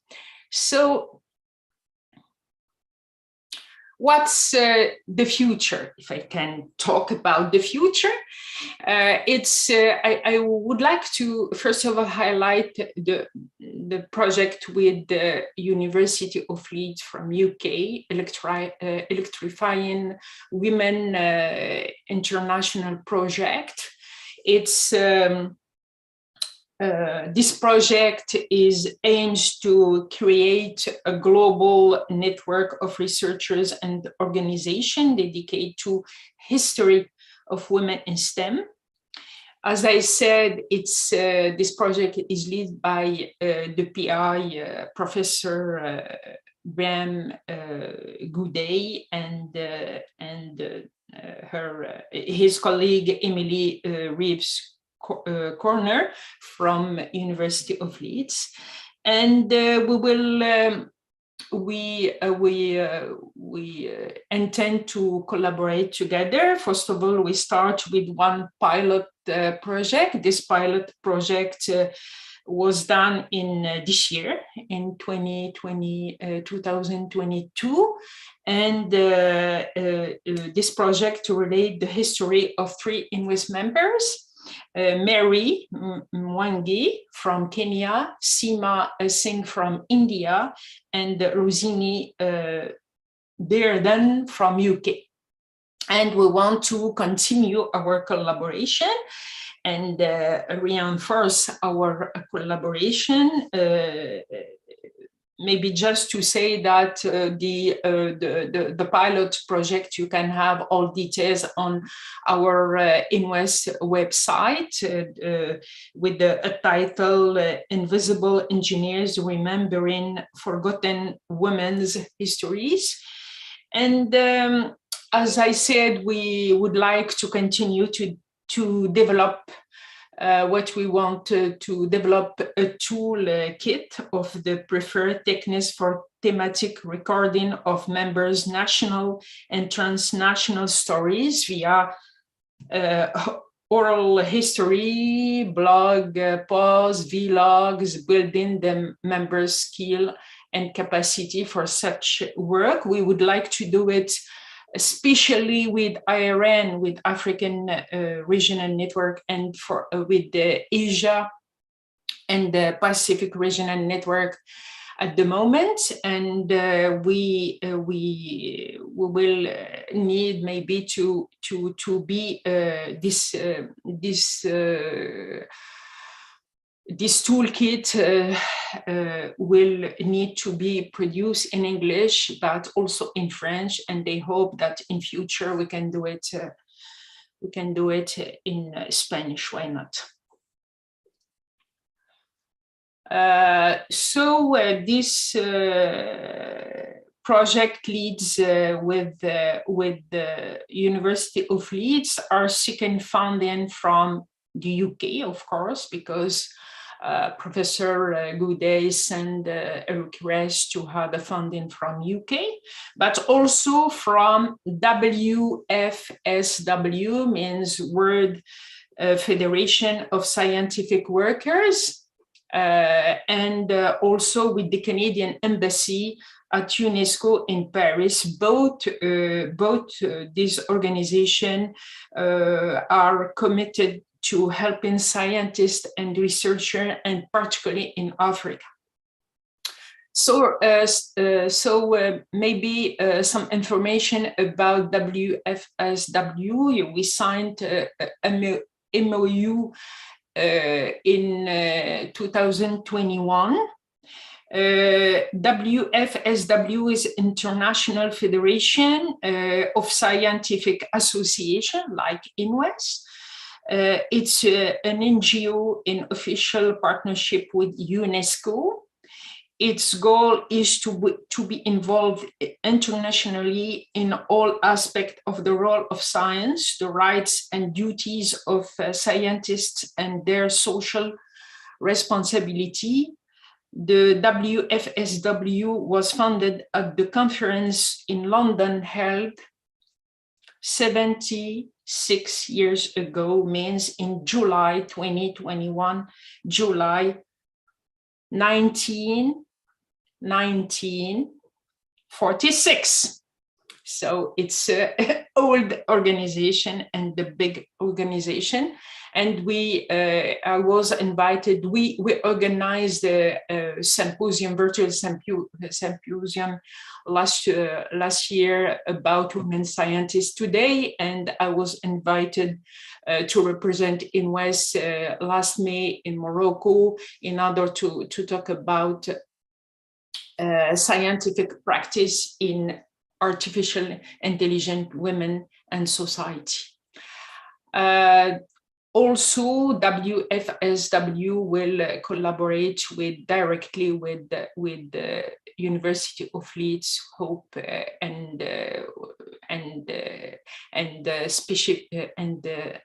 especially with IRN regional network. For the embassy, I had the opportunity to meet the the new Canadian ambassador at UNESCO in Paris, Madame Caillé, and she was very, very interesting to start the discussion with the University of Leeds and with us in order to finance this project, this big project. Another project, Gender Scan project, is led by Global Contact, focuses on innovation as a catalyst for economic and social transformation. The objective is to identify and develop levels of change and performance for decision makers in the public and private sector. Global Contact has various public and private partners in Europe and abroad. The Gender Scan 2021 involved 30,000 response from 117 countries. The aim is to make women in STEM, students and employees, more visible. INWES is in discussion with Global Contact in order to have a collaboration on the next survey. So we'll see, we have a meeting with the manager, is Claudine Schmuck in Paris, and we will start discussion with her. And the last and not the least, it's really new, because I didn't talk about it with the executive. It's international network in scientific council with INWES. What is this? This project is leads by my University of Quebec at Trois-Rivières here in the province of Quebec in Canada. And I'm the PI, so I would like to work with maybe, because it's international French network, I would work with our French-speaking area in order to see how we can collaborate together. So the other one, the other project, as you can see, you will have one item about INWES 19, and I think that the other project were presented by my colleagues before. So I would like just to finish by the last slides.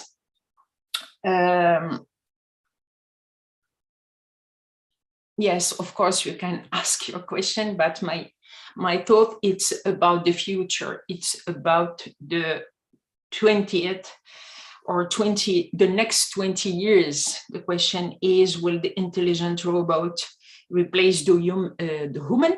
And what about EDI? Equity, diversity, inclusion, and STEM. So I let you with this talk, and it will be my pleasure to answer the question if you have some.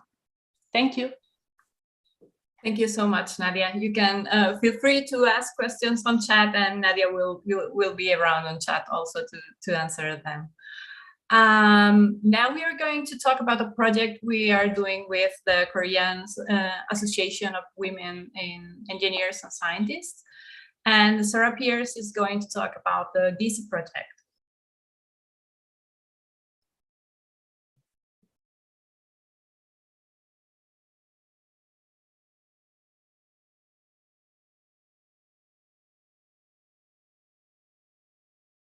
Sarah, you're muted. I don't know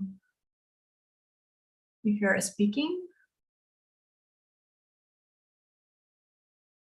Yeah, I'm sorry. I could not find the unmute button. So hello, everybody. I'm here. So, can you see? I'm not sure if I'm showing the right screen. I think I've done what everybody else has managed to do, and we are seeing the PowerPoint screen, not the slides, the big ones. Okay, let me just start at the beginning. There you are. There you are. I think I've just gone back to the. Let me just start from the beginning. Here we go, and hopefully that works. Can you also? That's great. Thank you very much. I think many of you know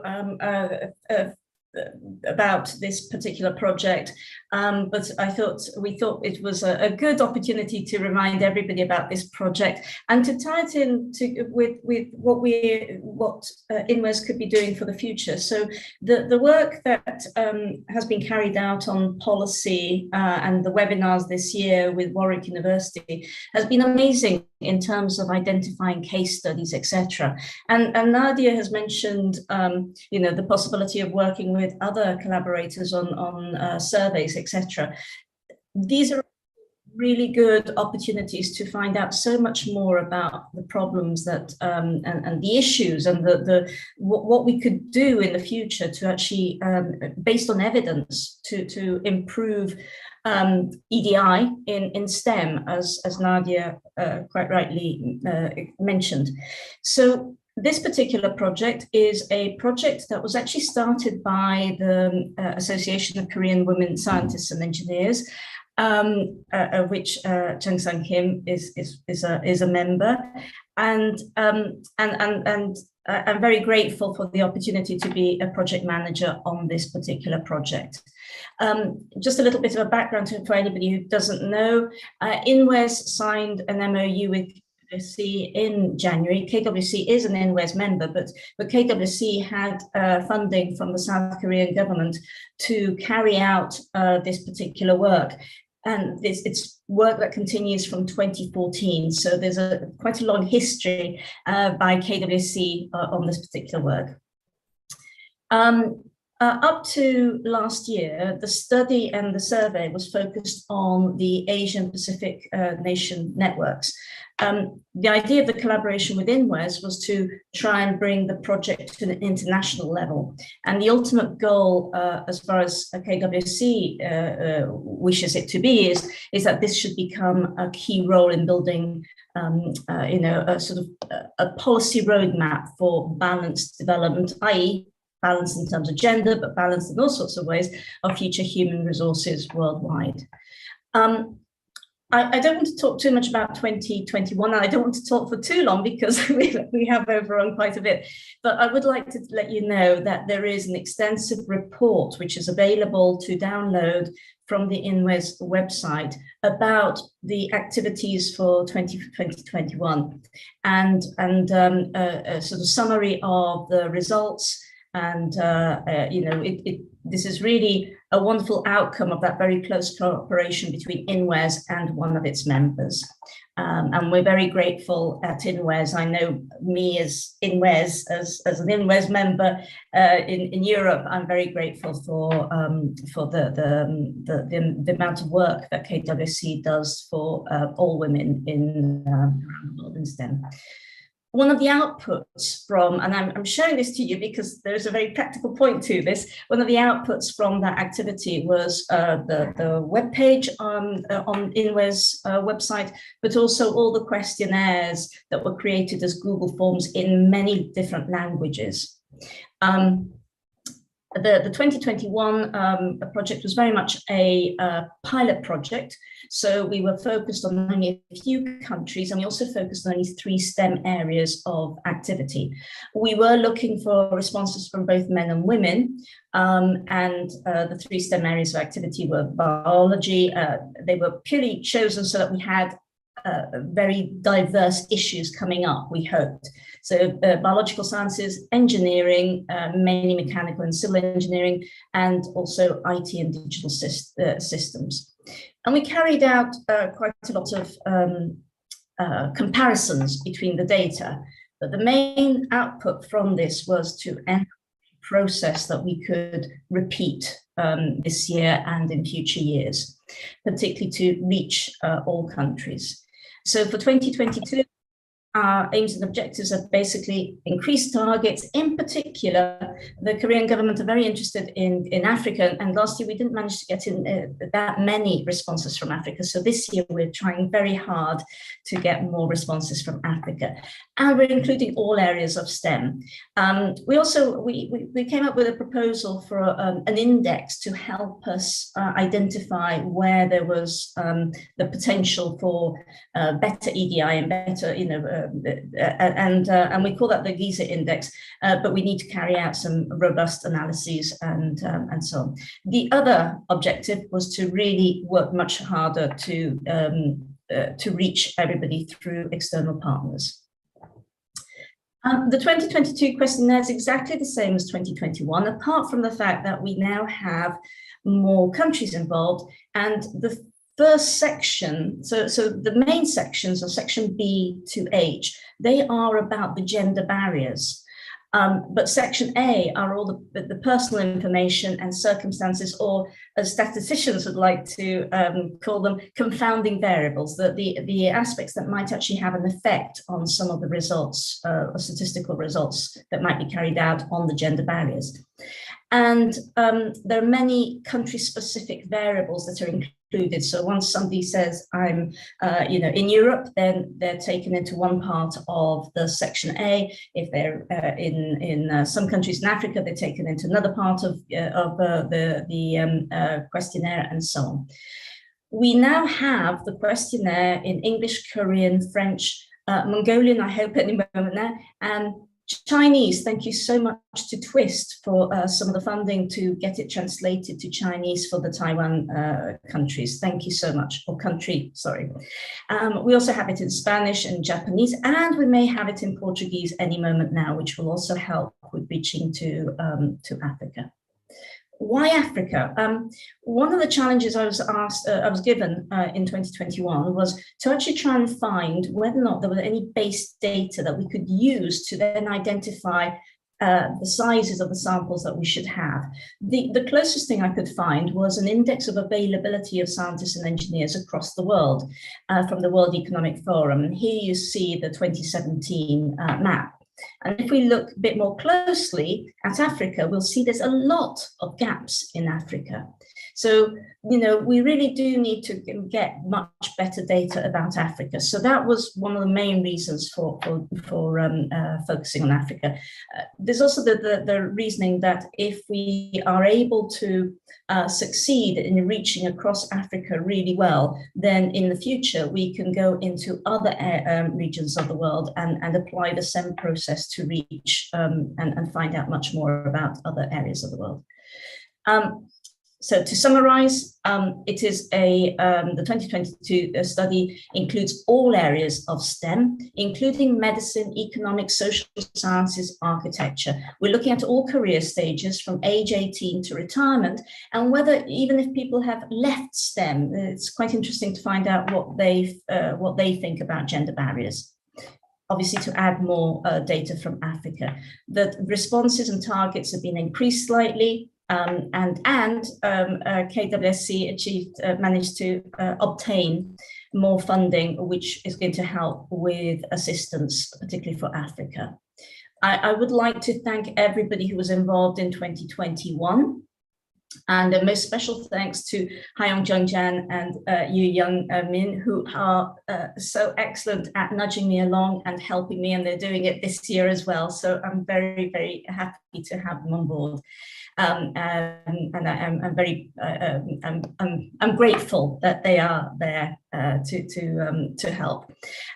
In 2022, because of that extra funding, we have appointed Paul Bernard Noah, who I think is in this meeting, so I might ask him to put on his screen and say hello to everybody. And he's our assistant consultant for Giza in Africa. So Paul, Epula, are you there? Can you put your screen on and say hello to everybody? I'm not sure. I know I think he's got some connection problems, because I noticed that he was coming in and out, but so far he's been very helpful. And because of his efforts, we've had many more responses from Africa very recently. Very, very recently, I've also asked another person to help me with the rest of the world. So Ivan Baptiste, who speaks Portuguese, and I think he might very well be on the call today. Ivan, are you there? Oh, maybe not. Okay, apologies. Okay, so thank you. I am. Hi, everyone. Hello. So Ivan's fluent in Portuguese as well as Spanish. So I can double check my translations to Spanish with him as well. But Paul is fluent in French, and he's very experienced in UN work in Africa and knows the landscape for Africa very well. So that I'm very grateful to Paul for supporting the Giza project in Africa. How can you take part? Well, the first thing you should do is make sure that you can complete the survey. We also welcome you to share informally the survey. That website has all the links to the surveys in the different languages that are currently working very well. So please share those. We need to have as many responses by the middle of September at the very latest. So if you can please complete it and share informally, that would be great. Also, we'd be very grateful for suggestions of networks and groups anywhere around the world, and they don't have to be women in science and STEM groups. They can be national groups of science, national groups of engineering, national groups of mathematics, computing science, etc.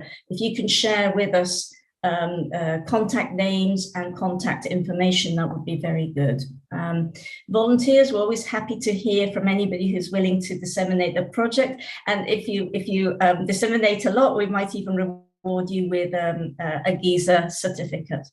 Also looking for people we're going to have a few extra meetings shortly at the end of, in the middle of September, I think it is, which I've yet to announce, but I am looking for people who can share connections to international data organizations. I think I've spent far too long. I'd just like to thank everybody for listening to me. I'm really happy to be part of this project. There's some very interesting data that came out in 2021. We have to now extend the work and just double check whether or not those results actually follow through if we consider more data. Thank you very much. Thank you very much, Sarah. We're almost finished. I'm saying it because you're probably tired, so don't worry. We're going to I'm going 3 minutes. We're going to see a video we've been sent from New Zealand, about INWES 19. So this is what is waiting for us in the next INWES. Hello everyone. I'm sorry. I'm sorry, I'm not sharing the sound. Or am I? Am I sharing the sound? Yes, sound was playing. Okay, good. Thank you. Hello everyone, I'm Emma Timewell. I'm one of the co-chairs for INWES 19. INWES 19 will be taking place in Auckland in Aotearoa, New Zealand in September 2023, and we're really excited to be able to welcome you over to our wonderful country. The theme of the conference is Shaping the Future, which is going to reflect the vast opportunity for science and engineering to protect our world and shape things for the better. We're busy organising our programme now. The talks and sessions will focus on key areas where STEM has the power to shape our lives and those of future generations. We'll be bringing expertise from across the globe to discuss initiatives that could improve the well-being of women, their families, and the global ecosystem. We'll also be hosting field trips around New Zealand so you can see more of our landscape and understand more about how STEM is playing a part in how New Zealand is interacting with the world. We're putting together the program right now. We'll be asking for abstract submissions from September, so sign up on our Facebook page or keep an eye on our website, INWES19.com. And we're really excited to welcome you here to our country. We invite you to join us at INWES 19 in New Zealand for the 19th International Conference for Women Engineers and Scientists in September 2023. Welcome to Aotearoa, New Zealand, the land of the long white cloud. Science and engineering are in our DNA, part of our national identity and incorporated into everything we do. Food and primary production, aeronautics, geology, energy, building and construction, conservation, marine engineering, technology, and medical science. We are a nation of innovators, experimenting to make the most of our resources while protecting nature and leading the way in building a better world for all. INWES 19 will be based in Auckland, a city of 1.5 million people from more than 200 ethnicities, with lots to do, whatever your passion, and wonderful cuisine from around the globe. As part of the program, INWES 19 will take you around the country, visiting the people using science and engineering every day across our beautiful land.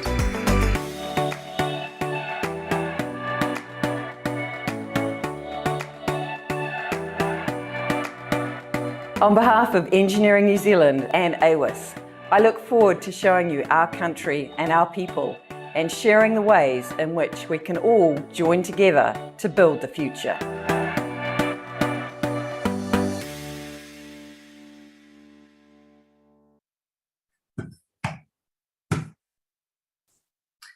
Well, I think we all want to go to New Zealand. So let's go to INWES 19 then. Thank you so much to all of you who've been here for all this celebration. Thank you so much for the speakers. Thank you, Sylvia, who's been in charge of IT. Thank you, all of you. Thank you, the speakers, of course. So see you in our next webinar. Thank you so much. I think we want to take a photo. So if yes, you can have everybody, camera is on. I hope somebody's taking the photo.